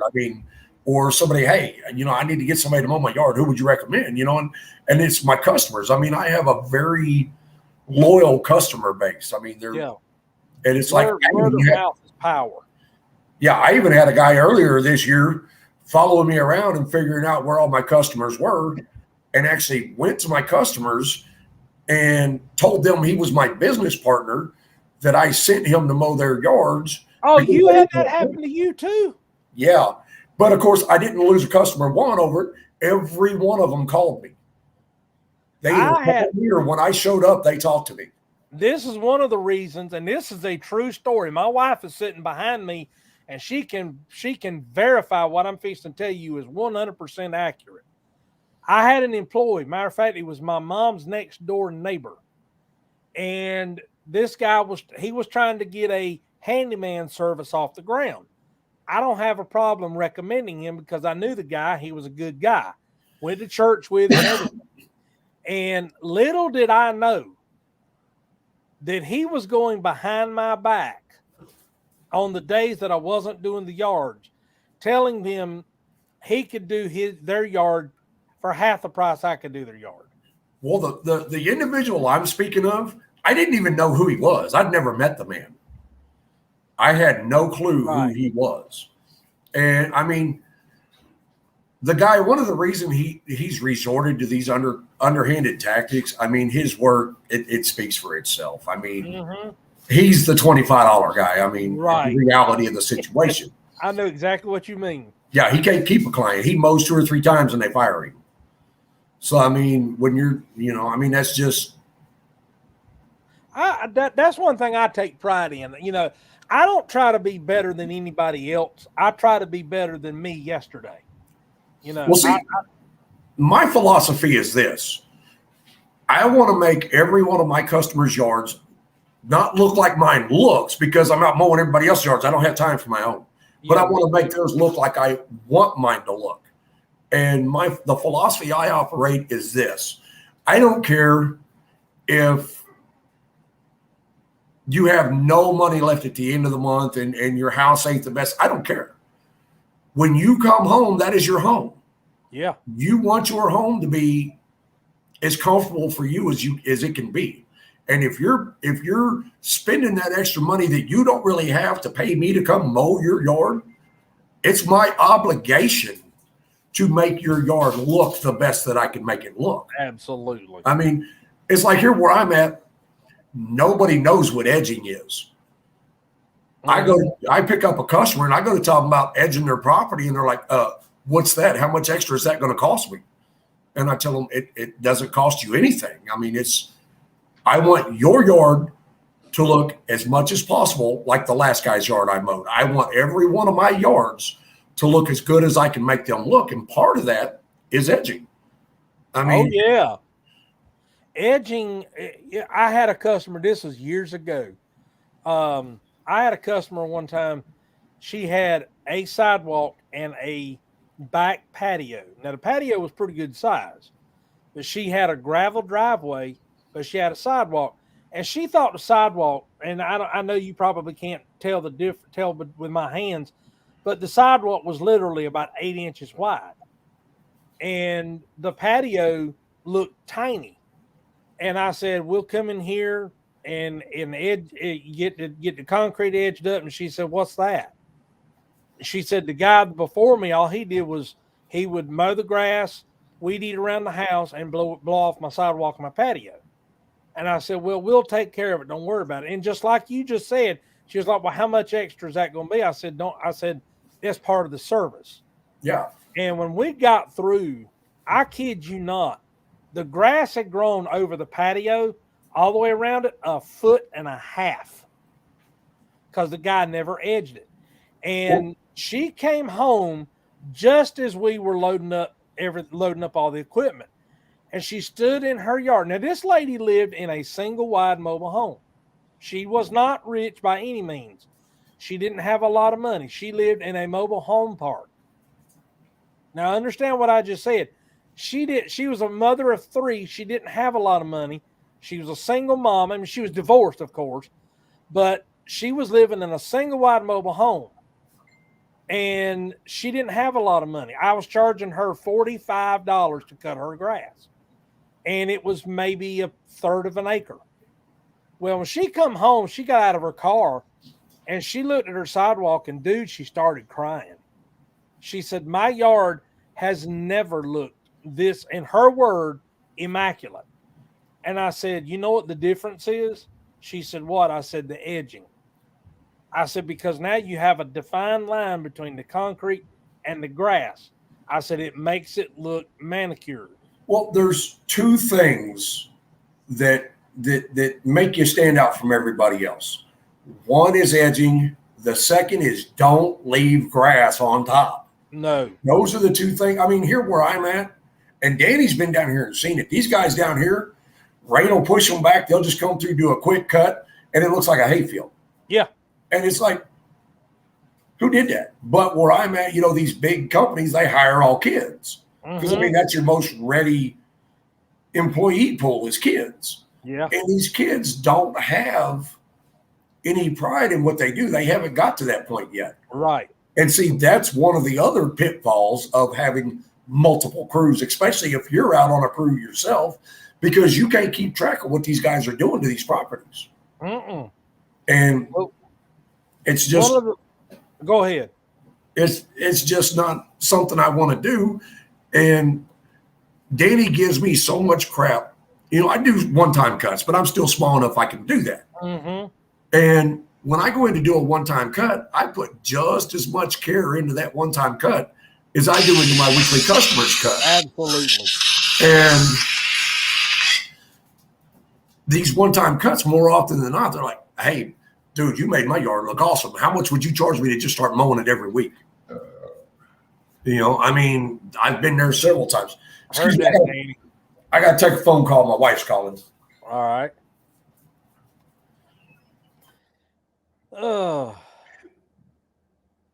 What I miss? Oh, we were just talking about, taking pride in our work and everything. The one thing what I was fixing to tell him, the one thing that that I try to do is I don't try to be better than anybody else. I try to be better than I was yesterday, and he was saying that, he does everybody's yard the way he wants his to look. And that, I think that's what we all try to do. Well, I did a video last year, or I think might have been 2 years ago. I don't know, but I was talking about, everybody likes looking at all these nice properties and everything. In reality, a lot of us don't have just all nice properties. Like we may have some, but what I told everybody you got to keep in mind that you may think that's the biggest crap lawn ever. They're paying you, okay? They're paying you. But here's the reality of it. The reality of it to me is this is somebody's paradise. It may not be paradise to me, but to them, it's their paradise. So I take pride in their lawn just as much as I would a $400,000 lawn. Like, I mean, it don't matter to me. Now, what size, I don't know that we've ever discussed this, but what is the average size lawn you cut? Mine's probably average, probably around a quarter of an acre. You've got a lot of yours are about that. Yeah, a lot of yours are about that, but then you've got some decent sized stuff too. Oh yeah. Well, average is about a quarter of an acre. Yeah, pretty much normal subdivision lots for the most part. Yeah, mine are quarter to a third. I have some half acre. I have some acre, and then my commercial property. Most of my commercial properties are 4 to 6 acres. I can tell you this though. The funnest property Danny has, and it's not even the yard itself. Actually, it is the yard. It's a trailer park yard. Oh, yeah. This woman here, she's like 70, 80 years old. Do not leave a stripe in her yard. She wants, and Danny quit letting me mow it because I'd go out there and purposely leave stripes. And she would be waiting. She'd be waiting at that door for Danny to come pick that check up. And it was like, yep, I'm not going to get it. You got to go get it. They no, go get that check. Nope, it'll be there next week. And I did. She, oh my God, when we first started doing this property this last season, the vines were just unreal on this property. I mean, you couldn't even, there was a massive tree. You couldn't even see it. And she got to talking to Danny about removing these vines. And I mean, she's one of those that once you start on one thing, she's going to want something else. Oh, yeah. And Danny told her, sorry, man, we don't do it. And she's like, what kind of a lawn care guy doesn't do anything but mow yards? Oh, this woman here, it's probably the funnest yard that I did with me. But then she asked me, we got into pricing of doing stuff. And, here we go. Yeah, we got into pricing of, she's like, I want this done and this done. And I was like, okay. And I'm adding it all up. And she's like, she said, how much does that be? And I said, you'd be looking at about $160. And she, I said, you'd be looking at about $160. And she goes, $160? And I said, yes, ma'am. And she goes, oh, forget it. Like, it was hilarious. Like, just to see the look on her face. Well, I did a video. It's been, I think it was like 2 or 3 videos back. The title of it was I fired her. And now I'm sure you guys are the same way. I try to keep my relationship with my clients on a professional level. You know, I'll stand and talk to you all day long, but I'm not going to get into, and I know we're on a live stream and I'm going to do this as clean as I can. I'm not going to sit here and discuss what color your bowel movement was. Yeah. Your personal life is your personal life. Yeah. That's just a line I don't cross. But this lady was 87 years old, and you were talking about being picky. Now, when I first started doing this lady was one of my wife's friend's mother, and I wanted to accommodate her because she was an older lady. Her husband at the time was sick, and she needed help. So I stepped in and took over the yard. Well, her yard, and I'm going to do it the sideways so you can see it, her front yard was on a little bit of an incline like that. Well, my small machine weighs about 650 to 700 pounds. My big Gravely weighs 1,500 pounds. And she wanted me to push mow the front yard. I said, Brian, don't push mow. Because here's the thing, the way the front yard was oriented, I can weed eat it quicker than I can push mow it. So for 4.5+ years, I weed eated that entire front yard just to accommodate this lady. I didn't charge her any extra. The price I quoted her was the price I charged. And I went to her house, and at the risk of and trying to stay away from it, it was over this stuff going around. That's all I'm going to say. And when she asked me, had I made arrangements to be protected, I told, because my mother-in-law had been sick, and I said, no, I said, she wasn't. And I said, neither. And she said, well, and she did exactly what she did. She went, are you? And I said, no, ma'am. And she went, I'm done. I'm done with you. And she walked in the door and slammed the door in my face. You know, the one thing about this whole COVID thing, I mean, we have probably one of the safest professions that there is. Yeah. Because they can deal with you on the phone. They can talk to you through a door, and they can set your money. And when you come up, slide your money. I mean, you never have to have face-to-face contact with them. And the thing is, because of her advanced age and her living alone and me being a married man, I kept my distance away from her anyway. I never went up on her front porch. I always stood out in the yard, and she stood at her front door. So we were 30, 40 feet apart to begin with. And anyway, to make a long story short, I already had the blower, on the back, because I had to blow the front yard. Then I was going to weed eat and everything, yada, yada, yada. Long story short, I went and got the blower. I cranked it up. I put it on my back. And the more I thought about it, I was like, you know what? I don't need this. I don't need the stress. I don't need the constant, pickiness. And this lady was very, very picky. And so I thought, you know what? She's right. I'm done. I went and put my blower on the rack. I locked it up. I got in my truck, and I called her, and I said, and here's the thing, she already owed me money. And I said, you know what? I said, with all due respect, I said, keep your money. I'm not coming back. Well, chances are if you're on a payment schedule with somebody, or they just owe you money and you quit them, you're not going to get paid. I mean, the reality of the situation, you're probably not going to see that money anyway. No. It's just like in the whole unreliability aspect, something I actually talked about in one of the videos I just posted on my channel. Customer relationships have to be there. I mean, it's like, if you're scheduled to mow a yard today, I don't care if they can look out the window and tell it's pouring down rain and they know you're not going to be there. you still need to call them, text them, something, and let them know, hey, look, I'm not going to be there. I will be there first thing tomorrow.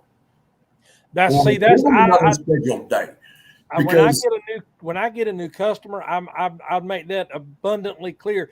If we have inclement weather on Monday, and Monday is your scheduled day, or Thursday is your scheduled day, I will be there the following day.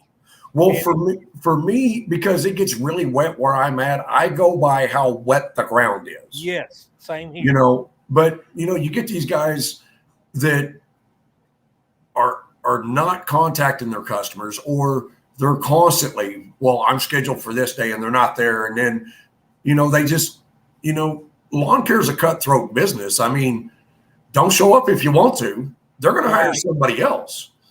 And in that situation also, just like if you fire a customer, if they fire you, chances are if they owed you money, you're not going to get it. No. And the thing is, when you show up and their yard's mowed, or you show up and somebody else is mowing it, they're not even going to talk to you most likely.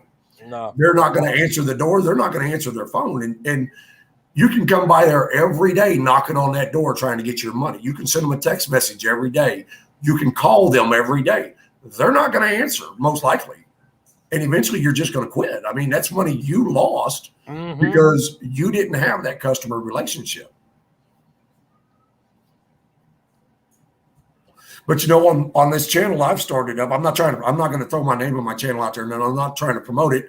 But the whole intention for my channel is a lot of these big guys out here, that's got these great big channels, and they've always got all these videos called how to do this, and you can do this for this amount of money. The reality of the situation, that's not happening. No. You can start a lawn care business for $1,200 and be successful. No, you're not. No, it's not happening. Or you can go out there, you can get a push mower and a leaf blower and a weed eater, and you're going to be successful. No, it's not that easy. And the whole goal for my channel, I don't care if I ever get monetized. I mean, that'll be nice. Some of the videos that I'll be posting are actually shared videos, but my goal is Hang on a minute. So Lawnscape said you still need to do a fast and great job. You can't be dealing around just because you're solo. How much are you paying yourself an hour? And I said, well, that's going to be different for everyone because everyone's got different expenses. Everyone's got different amount of properties. Everyone's got different profits. That's the numbers you need to be going off of to know what you should be paying yourself. I mean, ideally, we all want to make $65, $75 an hour, but right. That's not the reality of the situation all the times. Well, right, yeah, but I'm saying, you need to know your price, and I don't know what this is getting at, but in order to know what you should be paying yourself, you have to know what your maintenance is, what your profits are, what everything is, what you have coming out, in order to know what you're paying yourself. So it's going to be different for everybody. Every company, it's going to be different. I'm not going to pay myself $60 an hour because you do. It's going to be different for everybody because everybody has a different maintenance. Everybody has different properties. Everybody makes different amounts of money. Yeah. For most of this year, the only money that I made was when I was up there working with you because, I started the year out with equipment issues and just all kinds of stuff. I started this season with 3 properties. I made a mistake and got in bed with the real estate agencies my first year, and I've still got money owed to me because the agencies themselves don't pay you. They rely on their clients to pay you, and chances are they're not even in state. But most of this year, I worked for free and was taking money that Danny was paying me and putting in. And now I didn't like working for free when I was out mowing these yards that I've got, but I was working for an end goal. I had to get myself back to that point to where I could start making that profit. Yeah. But I've still got to think about how many yards I'm mowing and what each one of these yards are paying me. I've got to think about my cost for mowing each of these yards. I got to think about all that before I can think about how much I'm going to pay myself. By the end of the season, I was making for myself after my expenses, I was making about $20 an hour. Ideally, I want to make $50, $60, $70 an hour. But within the next year or so, I'm hoping that's where I'm at. Well, the way I everybody's different how they run their business. I have, I have I didn't block you. I ain't got me going to look. I don't have, I'm not an LLC. I'm a sole proprietorship.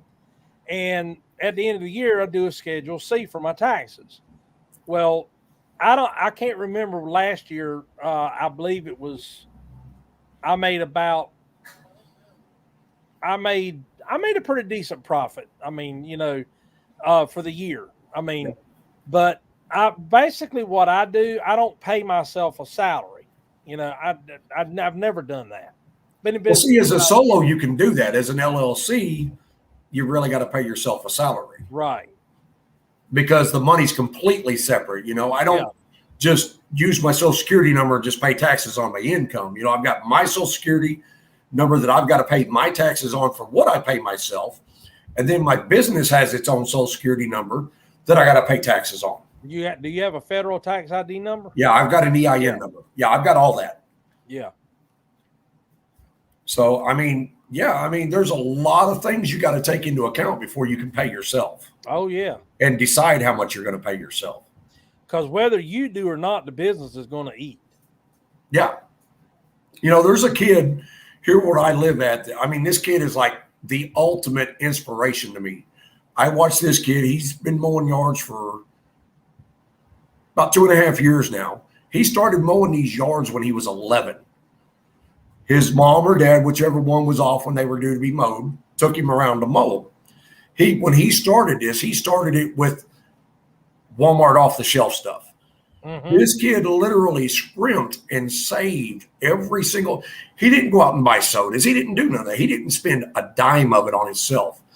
This last season, he started out with a $2,500 walk-behind mower, top of the line echo blower. Everything.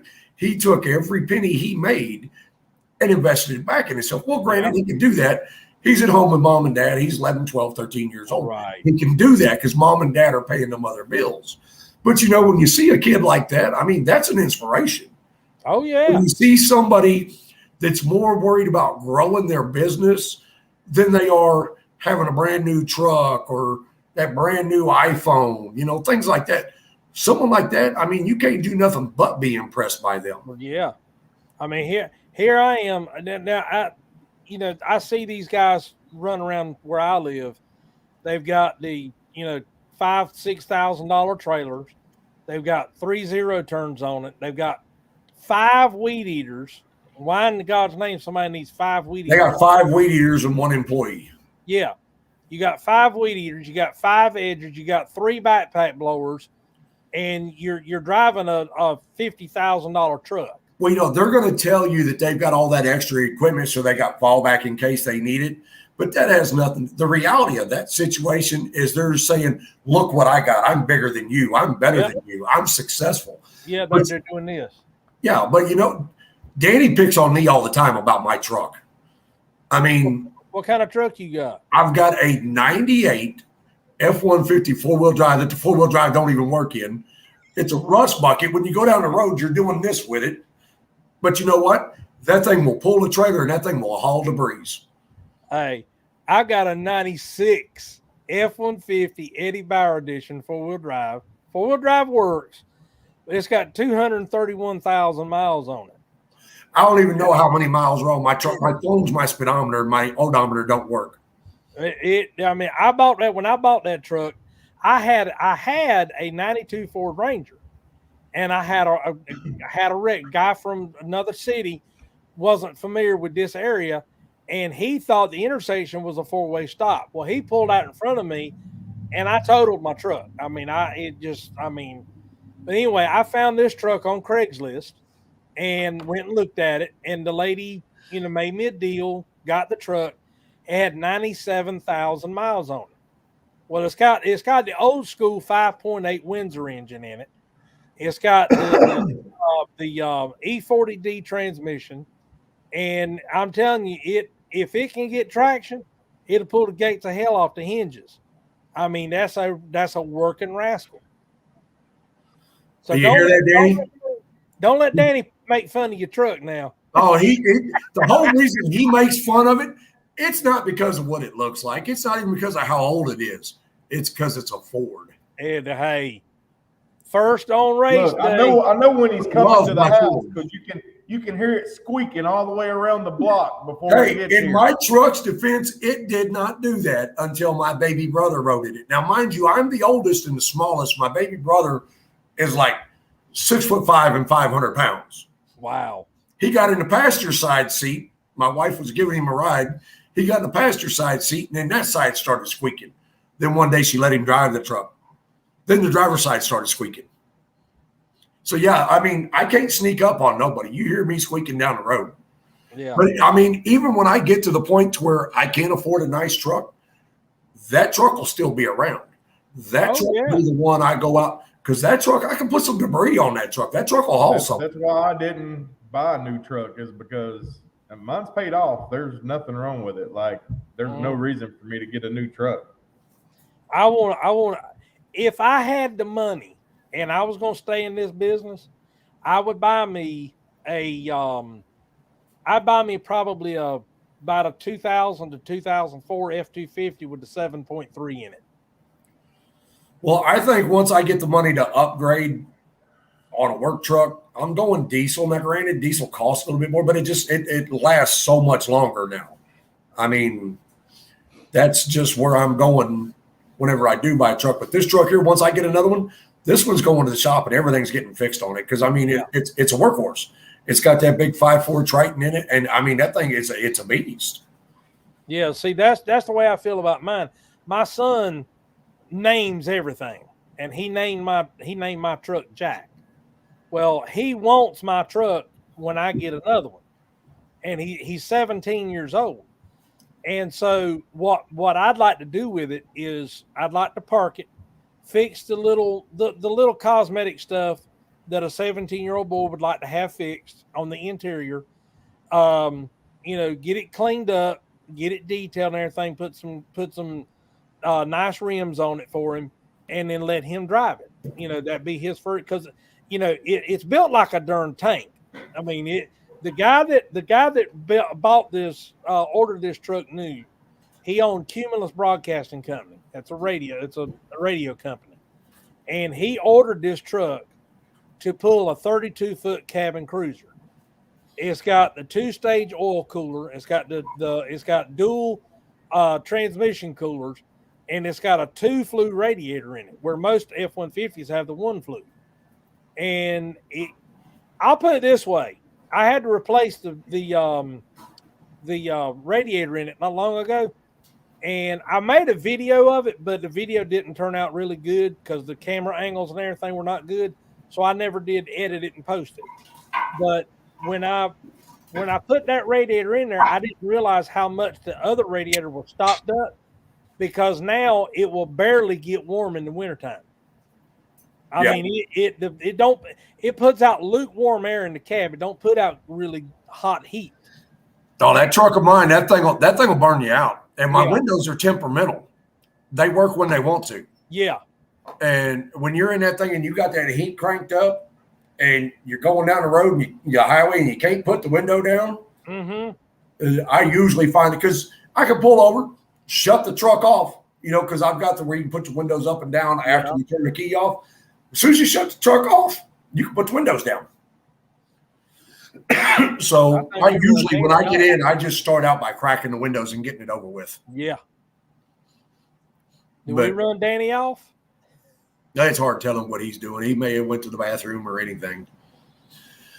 But yeah, what I was saying though, my channel, I'll be, some of the videos that'll be on there will be shared videos.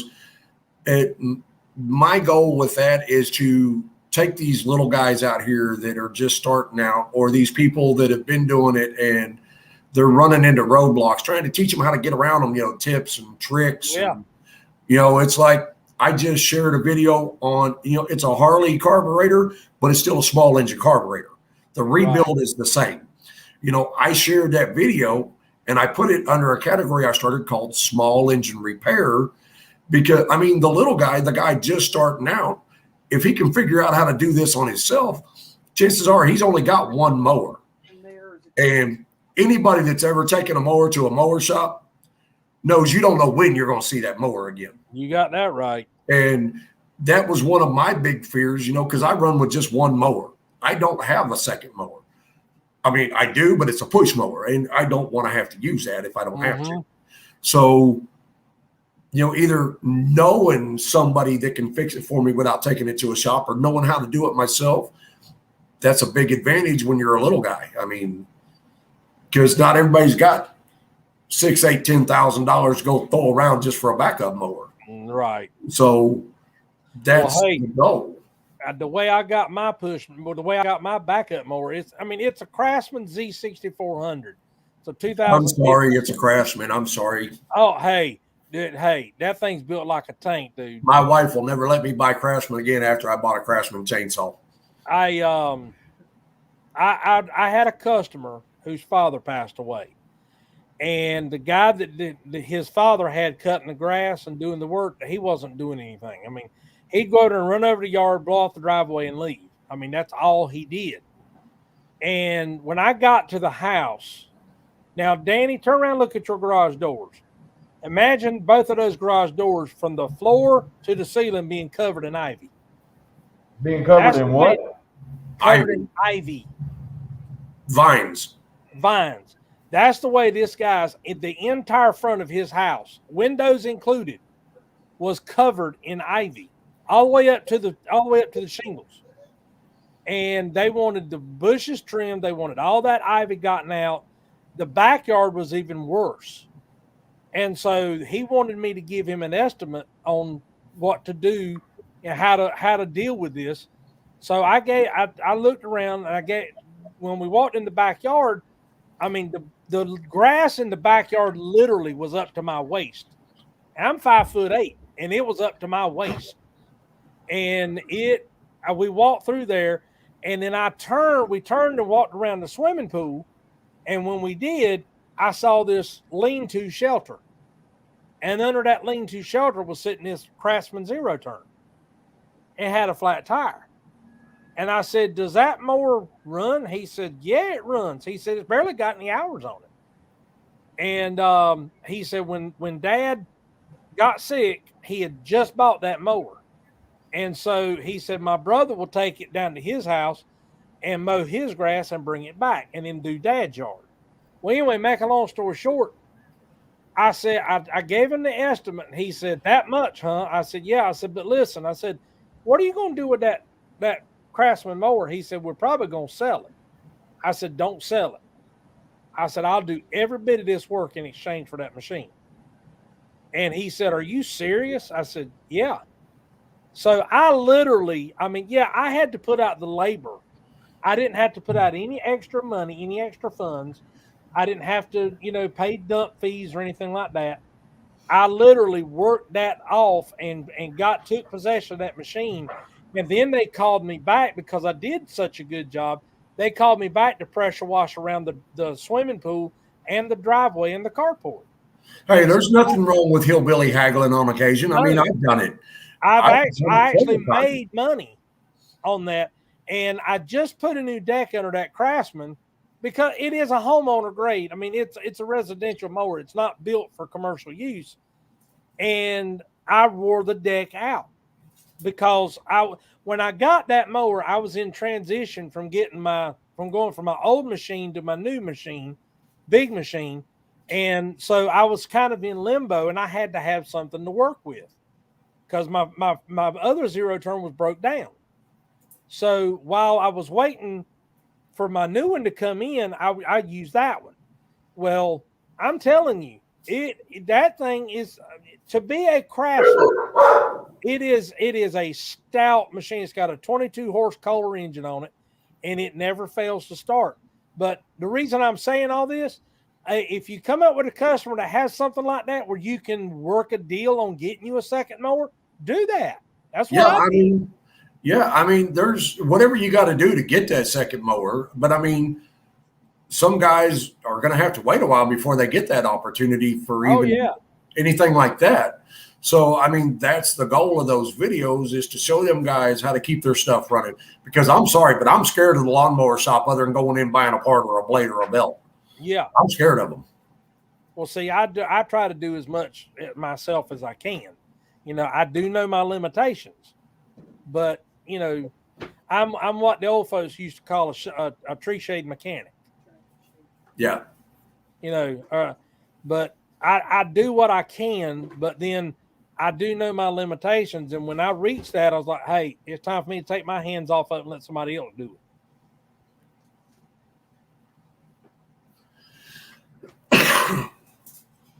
But yeah, I mean, there's a lot of stuff to this business that people don't realize when they just jump into it, and they're misled by some of these channels and most of the channels that are doing that, they've got some kind of a program they're selling as well.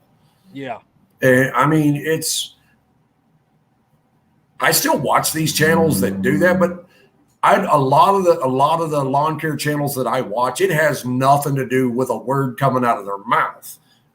I am actually watching what they do to, pick up tips and tricks and things like that. It's like 2 years ago, I had a yard. A buddy of mine's got a lawn care service. He called me and asked me if I wanted to tackle it. This lady, there was an elderly couple. Her husband had died. She moved to the lake with her brother to live with him because she was in pretty bad shape health-wise. Right. Well, she had hired a lawn care company to mow her yard, to take care of the house, because she still owned it. And in the back, in the backyard, part of it was fenced in with a chain link fence, and it just had a normal chain link gate. You're not fitting a 50 or 60-inch mower in there. Well, behind the fence was an old grape arbor. Well, the fence-in area, the grape arbor area, they didn't mow none of that. They were billing her for it, but they weren't mowing it. Oh, Lord. Well, Jake gets a hold of me, and he's like, look, man, he says, I want you to go by and look at this property. Give me a price for cleaning it up. He says, if you want to do it, I'll just give you the woman's contact info, but nobody will do it for her. And I went in there, and, of course, it was the hottest day of summer. My wife went in and helped me. And, I mean, we about died that day. I couldn't get my zero turn in there. It was an old garden area. I mean, it wasn't real rough, but it was just weed heaven, and they were 5-6 feet tall. And we was in there trying to do this with a string trimmer and a push mower. Oh, and, Lord mercy. We got it done. It got down. Well, then I was watching, there's a channel, Mozuri. Mm-hmm. I was watching him. And, he doesn't really do a lot of talking about what he's doing. A lot of it, he's just doing the work. Yeah. And I watched him jump out of his truck, getting ready to start a yard, and he pulled a hedge trimmer out with a pivoting head on it and ran that thing down through the ditch. The ditch was kind of overgrown, and I'm like, I wonder if other people do this, how good it works. And then I started searching on YouTube for that, and I seen other people are doing it. And I'm like, you know what? I wish I would have known that. Right. It's the little tips and tricks and things. Oh, and yeah. You don't so much learn that by listening to what they're saying. You learn it by watching them. I knew an old black guy years and years and years and years ago. I've always weed eat a ditch bank. If it's a short distance, it's okay to go swing back and forth like this. But he told me, he said, if you'll rev that weed eater up wide open, keep the string about that long on either side of it, and just walk and try and come back this way. He said, you can weed eat that ditch bank in a third of the time. So I've got one property that's got a ditch bank that's over 300 feet long. I mean, if you take both sides, it's over 300 feet long. And I did that, and I was astonished at how fast I weed eat that ditch bank on both sides. And because you don't have to weed eat all the way up to the top, you just have to weed eat enough to where the mower can reach the uncut grass. And he also gave me his name was Martin. He also gave me a little tip. He said, you know the mark of a good weed eater, man? I said, what's that? And this guy at this time, this was back in like 1987. He said, um, Oh, sorry. he said the mark of a good weed eater, man, is not being able to tell where the weed eater stopped and the mower started. Yeah, see, that's one of the things I'm big on. Everybody thinks they know how to run a weed eater. No, And no. they'll just put that head on the ground and go, and you can tell everywhere they were. Yep. My goal when I'm running a weed eater, and Danny feels the same way, if you want to cut that grass with that weed eater as close as possible to that Yep. mower cut. Yep. And I mean, every once in a while you're going to get a little off, but that's just the nature of that beast because the weed eater gets heavy. Yeah. But, I mean, that's one of the reasons I've never really so much ever thought about trying to hire anybody because it takes a while to get somebody used to doing that. And until they get used to it, your lawns are going to look like crap. Yeah. I was trying to explain to again an employee about how to taper around a house, and he said, "What do you mean taper?" I said, "You never had a tapered haircut?" And he said, "Well, I don't know what you mean." I said, "When you go around the foundation of a house," that's my wife in the background. I said, "You lift this edge of the string up off the ground." I said, "You don't dig it in the dirt." I said, "But you tilt that head as you're walking around the house." I said, "It tapers the grass this way. That way, when the mower comes by, it cuts the grass that's tapered, and you don't have that definitive weed eater line." Yeah. Well, fences are another big deal. Fences and trees and other obstacles. People think you just stick that weed eater right up against them. I mean, eventually you're going to have a customer saying, "Hey, you got to replace my privacy fence." Yeah. And I mean, you're going to, on occasion, you're going to touch that fence with that string. I mean, it happens. But once you learn how to run that weed eater, you might hear that once every 4 or 5 yards if you're lucky. Yeah. And I mean, it's just knowing, getting that length on that string that you're used to running with and learning that string. One of the first things I do though with weed eater, I take that head off of it. I take that guard off. Because that guard don't do nothing because that guard costs you money. Oh yeah. It just eats the string. No. My 70-pound dog's trying to get in my lap. No. I can't believe nobody's complaining about mine in the background. Well, you heard mine bark just then. I've got a 3-year-old pit. I've got a 1.5-year-old pit, and I got an 8-week-old puppy. We've got a 70-pound, 14-month-old boxer. Oh, boxers and Dalmatians are my favorite dogs.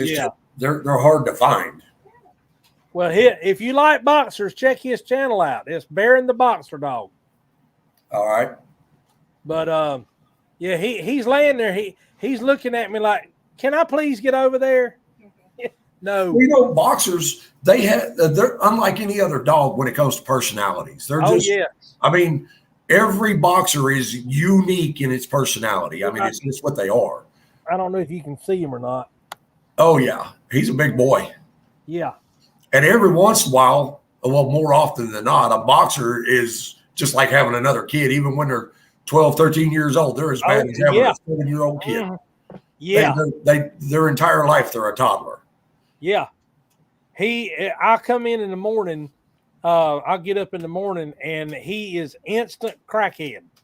He wants to greet me and love on me because he ain't seen me for 12 hours, And he after his morning greeting, he'll go lay down, and then he wants to play tug of war. The only other dog I've ever had besides boxers that personality just stood out was a Rhodesian Ridgeback. Yeah. That thing would say you wasn't getting the last word with him. Mm-hmm. You tell him no, and he go, yeah. They're going to argue with you too. Yeah. Yeah. But I mean, personality, we had that dog he was a rescue. We had him for every bit of 5 or 6 years. And I mean, it hurt when we had to put him down. I mean, he was the smartest dumb dog we ever had in our lives. Yeah. When my wife and I got married 25 years ago, I had a Doberman Rottweiler, mix. And I've never had a dog that liked to play with toys. And she was no exception. She just, you throw a ball and she'd look at you like, you want me to go get that? But this dog, if he even sees a ball, his eyes start dancing. My 1.5-year-old, she's actually a chocolate pit, but just dumb as a box of rocks. But that's all she wants to do is play. Yeah. She's so damn dumb. She licks her kennel cage, she licks windows, and if she ain't got either one of those, she licks the air. Yeah. But I mean, kind of like Danny, huh? Oh yeah. There's a couple of times I swear I seen him in the truck and we were out mowing yards licking his side window. He heard that one. You ever seen any videos with him with them big floppy straw hats on? Yes. He'll have them big floppy straw hats on, his earbuds in, cigar hanging out of his mouth, wearing his basketball shorts, just running across the yard, just doing this and dancing. Now, I've got a hat on now because I know there are other people watching. But dude, I cannot stand wearing a hat. I've only got it on now because I'm on someone else's stream and I want to look presentable. But if you've watched any of my videos, I had a guy work for me. He was a cop and he worked at night, and then he worked for me during the day. And this was probably 4 years ago, and he always wore a bandana. And I said, his name was Dave. I said, Dave, why do you wear a bandana? I mean, this guy was Mexican. He's like like I wear mine. And he said, if you ever wear one, if you ever put one on your head, you'll never take it off. And I said, what do you mean? He said, it keeps the sweat out of your eyes. It keeps the trash out of your hair. And he said, and it keeps the sun off of your forehead. It serves three purposes. And my uncle had to go through, my uncle was one of those, is 100 degrees outside. He was outside without a shirt on. I mean, he looked like a Sasquatch. But, he was that hairy. But he got a little lesion right there on his forehead on the right side. And he went in and it was precancerous. So he had that removed. And then he had to do what they call a chemical peel. And he told me, now you can ask my wife, I've got a collection of hats. I never put them on. Because, I collect them, but I don't like to wear them unless I absolutely have to. Well, he had to do that chemical peel. And he told me, he always called me, he called me Brian or hey you, whatever he felt like calling me at the time. He said, listen, he said, whatever you got to do, he said, protect your forehead. He said, that chemical peel ain't no joke. He said, it's not something you want to go through. Well, I lived in Texas for 13 years. So, I understand the whole bandana thing. I've always wore hats. But what I learned, I didn't wear, like a headband. I actually covered my entire head. That's what I do. And one of the things I've learned is, A, it does keep the sweat out of your eyes. B, it absorbs that sweat and it allows it to evaporate instead of just pouring. And, but the downside to it is when you take it off, you got to put a hat on immediately or you got that big white spot across your head. Mm-hmm. Yeah. And one of the reasons I wear hats I've had it my entire life. I don't have a forehead. I got a 12 head. Yeah. I've got long hair. I've got a ponytail, but I'll blind you on the camera. Yeah. Everybody says, oh, you got a receding hair. Like, no, I've had that my whole life. Yeah. Well, see, I don't. My hair, I'm 55. My hair is white. As you can see, my beard. I'm getting there. I went completely gray by the time I was 39 years old. My family grays and whites early, and it's just I used to color my hair. Now, and I'm telling stuff about me that, most people don't know. And actually, Dave, the guy I was telling you about, Dave, he called me. He said, hey, he said, can you come over and help me? He said, I got something heavy I need to lift. So I walked through his gate, and he had a full-length storm door. Well, I looked in the door and I saw this old dude walking through Dave's house, and I was like, "Who is that?" And I looked, and it was my reflection. And I was like, "No, I ain't doing this." And I was like 50 years old, and I was like, "No, I ain't ready for this." So I started coloring my hair. Well, I got picked on and ragged and all that kind of stuff. I didn't care. Well, then when COVID hit, all this stuff changed and all that, and I was like, you know what? I don't care what color it turns as long as it don't turn loose. So, Well, you know, I started getting all this gray on my face, you know, mainly in my goatee area in my 30s. yeah, Well, my wife went out and bought me just some of that just for men facial hair dye. yep, I tried one time. I put it on all this like it said to, let it set like it said to. And when it was all said and done, it's like it made the white whiter and the rest of it darker. So it made it stand out anymore. So I'm like, you know what? I'm done. I just deal with it. yeah. But yeah, I mean, that's one of the things about whether it's lawn care, any industry or field where you work out in that sun. I mean, whether it be a hat, bandana, your attire has got to be feasible for it. It's like this shirt I've got on. I found this, and they're like $6 at Walmart. Mm-hmm. The material they're made out of, they're like Like they're Under like Armour. a moisture wick type material. Yeah, like Under Armour. Yeah, and I started wearing them, and then I got Danny to wear them. And I mean, these shirts are just for being out in the heat. They're they're unreal.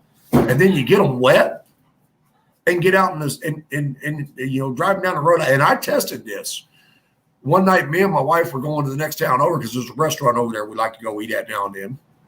And it was hot out, so I actually took my shirt, ran it under the water, wrung it out, and then put it on to drive to the next town over. And I actually felt like I was sitting in the air conditioning. Wow. Yeah, these shirts are on, and like I said, they're like $6 and something a piece at Walmart. Yeah. Hey, it's a tax deduction. But yeah, I mean, my closet's plumb full of these shirts now. I'm so used to wearing sleeveless shirts. I don't know that I could wear, because with me, and I'm not buff or anything like that, I'm fat. And you know, when it starts pulling on this right here, I can't stand it. I can't, when I'm working, I can't have no sleeves on. It drives me up the wall because I'm constantly pulling on it like this. And so I just got used to wearing the sleeveless shirts. I used to wear what they call wife beaters, the the undershirts, Under Armour tank tops. Yeah. And I just felt like they were kind of unprofessional. So I quit wearing those and I went back to wearing the sleeveless shirts. And I've had good response from it, but I seem to be cooler with them. But I like that material, but I ain't found one yet that's sleeveless. Well, for my wife just said they've got the sleeveless ones at Walmart, and they did have them. They're like a basketball type, right? Shape, the sleeveless. But yeah, do you know what brand they are? Russell's. They're they're Russells, and I don't remember. Athletic Works. They're Athletics Works. They got this white stripe on the sleeve right here. All right, we'll look for that. But yeah, I mean, for me, I don't per se wear a uniform, which eventually we plan on this next season trying to get, company shirts, T-shirts. Yeah. I wish I could find someone that I could have do it on this type of material with, but I don't think it's going to happen. Right. But I kind of adopted these kind of like as an official uniform shirt. And me personally, I just don't feel it's the look I want to be on a job site wearing shorts, even though it's cooler, or on a job site wearing sleeveless shirts or tank tops or whatever. Uh-huh. I mean, it's just not the look I want. I mean, I'm not against the next guy doing it, but after I introduced Danny to these shirts, first thing he did was went out of his way to find him a pink one. We're at Walmart when he finds this shirt. There's these two women in there, just random women. They're in the clothes section. Oh no! Takes this shirt, runs across there, holds it up, and says, "You think I look good in this? Think this look good on me?" And these women are looking at him like, Who the heck are you? Yeah, and I said, no, he's being very serious. He wants to know if he's going to look good in that if he buys it. And like, yeah, you look okay in it. But yeah, Sounds like something I would do. they were just completely taken aback. They were like, "Who is this guy? What is this?" You know, they in their mind they was thinking some guy being sarcastic or pranking or something. You could just tell by the look on their faces that they were just whoa. Quick dry muscle tea. Is that what you're talking about? Yeah, my wife's looking at them. There's my wife right there. She's looking at them now. But yeah, like I said, the ones at Walmart, the cheaper ones, they got this stripe on the sleeve. Every one of them have got that, no matter what color they are. And they've got the Russells. I've got one Russell, but it was like $3 more. And I'm sorry, but lawn care, you're going to tear your clothes up. Oh yeah. So I would rather go with the cheaper one if it gives me the same effect. They're $4.48. Now, Danny, how often do you buy new clothing to wear to work? Are we talking clothes or are we talking shoes? No, clothing. I'll go to Walmart or I'll go to MJ Sophie. We have one of those here in town, and I'll buy 6 or 8, 10 new shirts to replace the old ones that have gotten stained or tore or whatever. All I can see is a white glare. Yeah, that's the sleeveless shirts. Yeah. That's the If pink. they'll be polyester.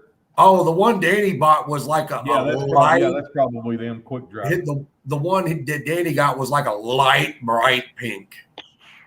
They got plastic, white, blue. But yeah, I'm gonna tell you now, don't ever go clothes shopping with Danny. I've been shopping with Danny more than once, and Well, what was he saying? I don't know what he was I saying. don't know. Where'd he go? I don't know. He left. I don't know what happened. Blue, white. Oh, he's back. Oh, hang on. It looks like he's done talking. Oh, there he is. yeah, the whole mouse issue. He spent 45 minutes picking this poor woman's mind apart at Walmart over a computer mouse, going through all these different mouses, looking at them, and then he chooses the first one he picked up. Danny, you overthink everything 100 times over, but we still love you. This man is the worst overthinker. I don't know. I believe my wife would disagree with that. Oh, no. My wife tells me all the time, you overanalyze everything. You know, I specialize in underground drainage systems. I used to be a specialty foreman for the largest basement and foundation repair company in this whole area. Right. And I mean, I was doing 5 and 10 of these a week. Well, Danny decides he wants a drainage system for his sub pump. This man, I told him everything he needed. And this man sat and tried to pick apart everything I told him. Right. Then I get him to agree on what he needs. And then we go up there and go to Menards with him. So here, the whole overthinking and the picking everything apart started all over again. Oh, God. Yeah, and it's horrible. If we could get him to be like that buying a lawnmower, he might buy something other than a Ferris. Well, I don't know. I got to say, that Ferris is a damn good mower. I'm just joking with him. He rags me all the time about running Gravely. He says he wishes that Wright would sponsor him because he wants to run Wright mowers. He says he likes them big yellow beasts. He talks about Gravely's clumping. I've run Gravely now for 14 years. I've never had problems with it clumping.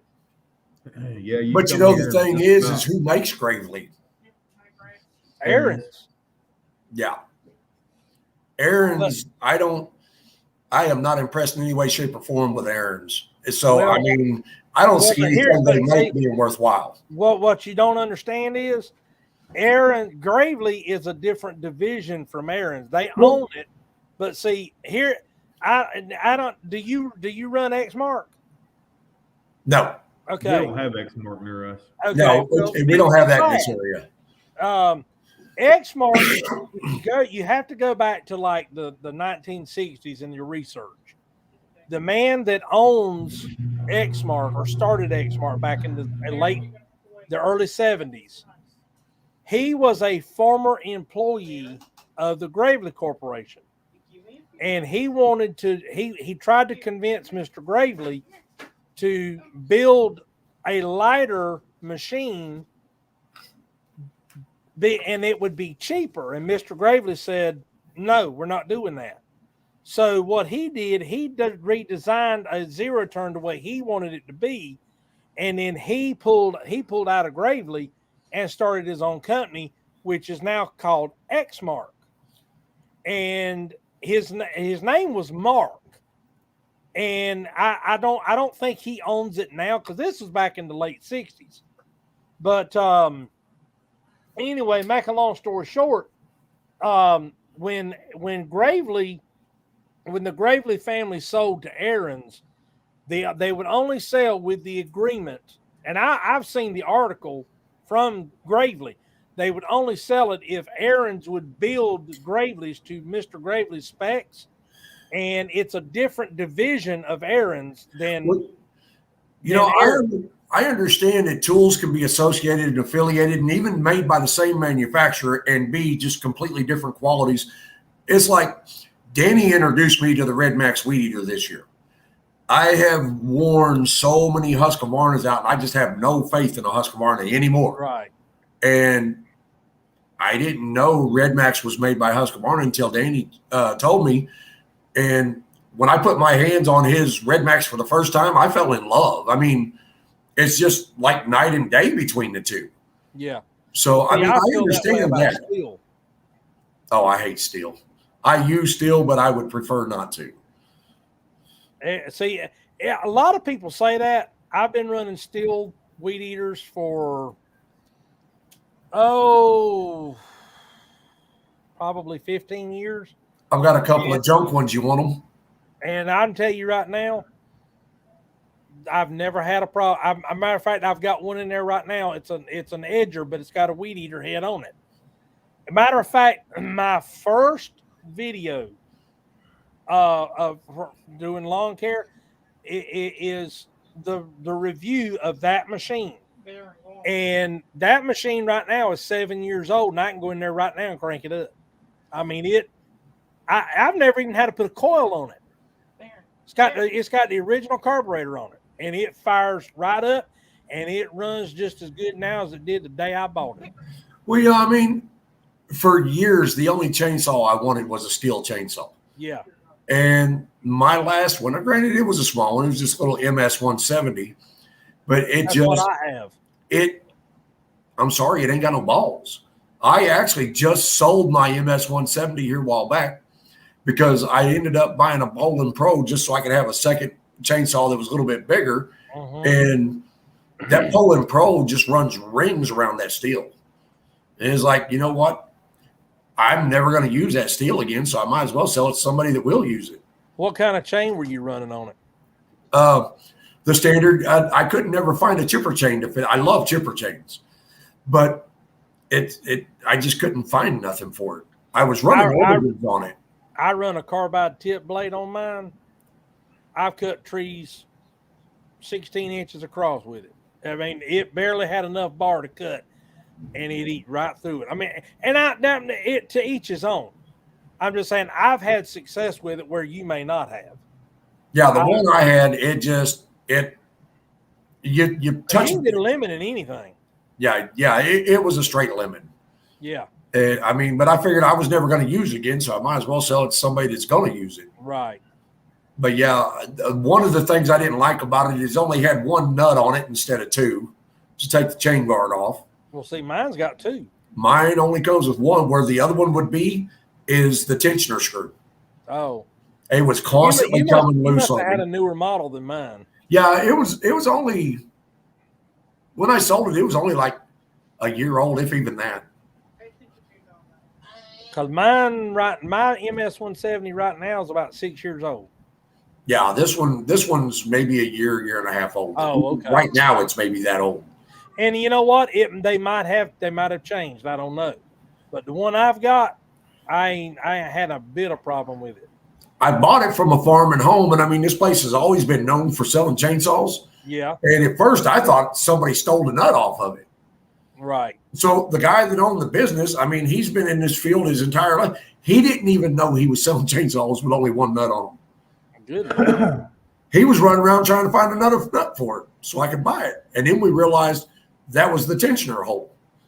Yeah. Wow. They change stuff constantly, you know, and when they find something that works, I wish they'd leave it alone. But yeah, I mean, it just really depends on what it is, on what brand I like. It's like push mower. Me and Danny have a running argument over push mowers. Mm-hmm. After I've got a Cub Cadet, it's my time, my drive, something like that. My pace, something. I'll tell you why that mower, it'll drag you. It'll run. You can jog with it and it'll mow that fast. And I mean, it's a beast. Right. And of course, he's got that little Toro thing that he kept telling me I had to use in a couple of spots we push mowed. And oh yeah, that thing, he swears up and down that Toro is fast. But I could never get him to use mine to see just how slow his was. Right. That's because I never adjusted it to pull somebody around. Shit. Well, even after you adjusted it, I just didn't want to break your heart and tell you it still didn't go any faster. Oh, it still got more adjustment in it. Yeah, it just didn't make it go any faster. Well, guys, I'm gonna have to slide. She's about to put Yeah, I'm supper on fixing the to go table. eat. Yeah, Thank my old you. lady just got back from going and buying Red Baron pizza. Oh Lord. I don't know what we're having. She's surprising me tonight. What are we having? Burgers. We're having burgers. Sounds good to me. So, guys, y'all have a good evening and Happy New Year. Same Yes, to sir. you. Everybody have a good one. We are out of here.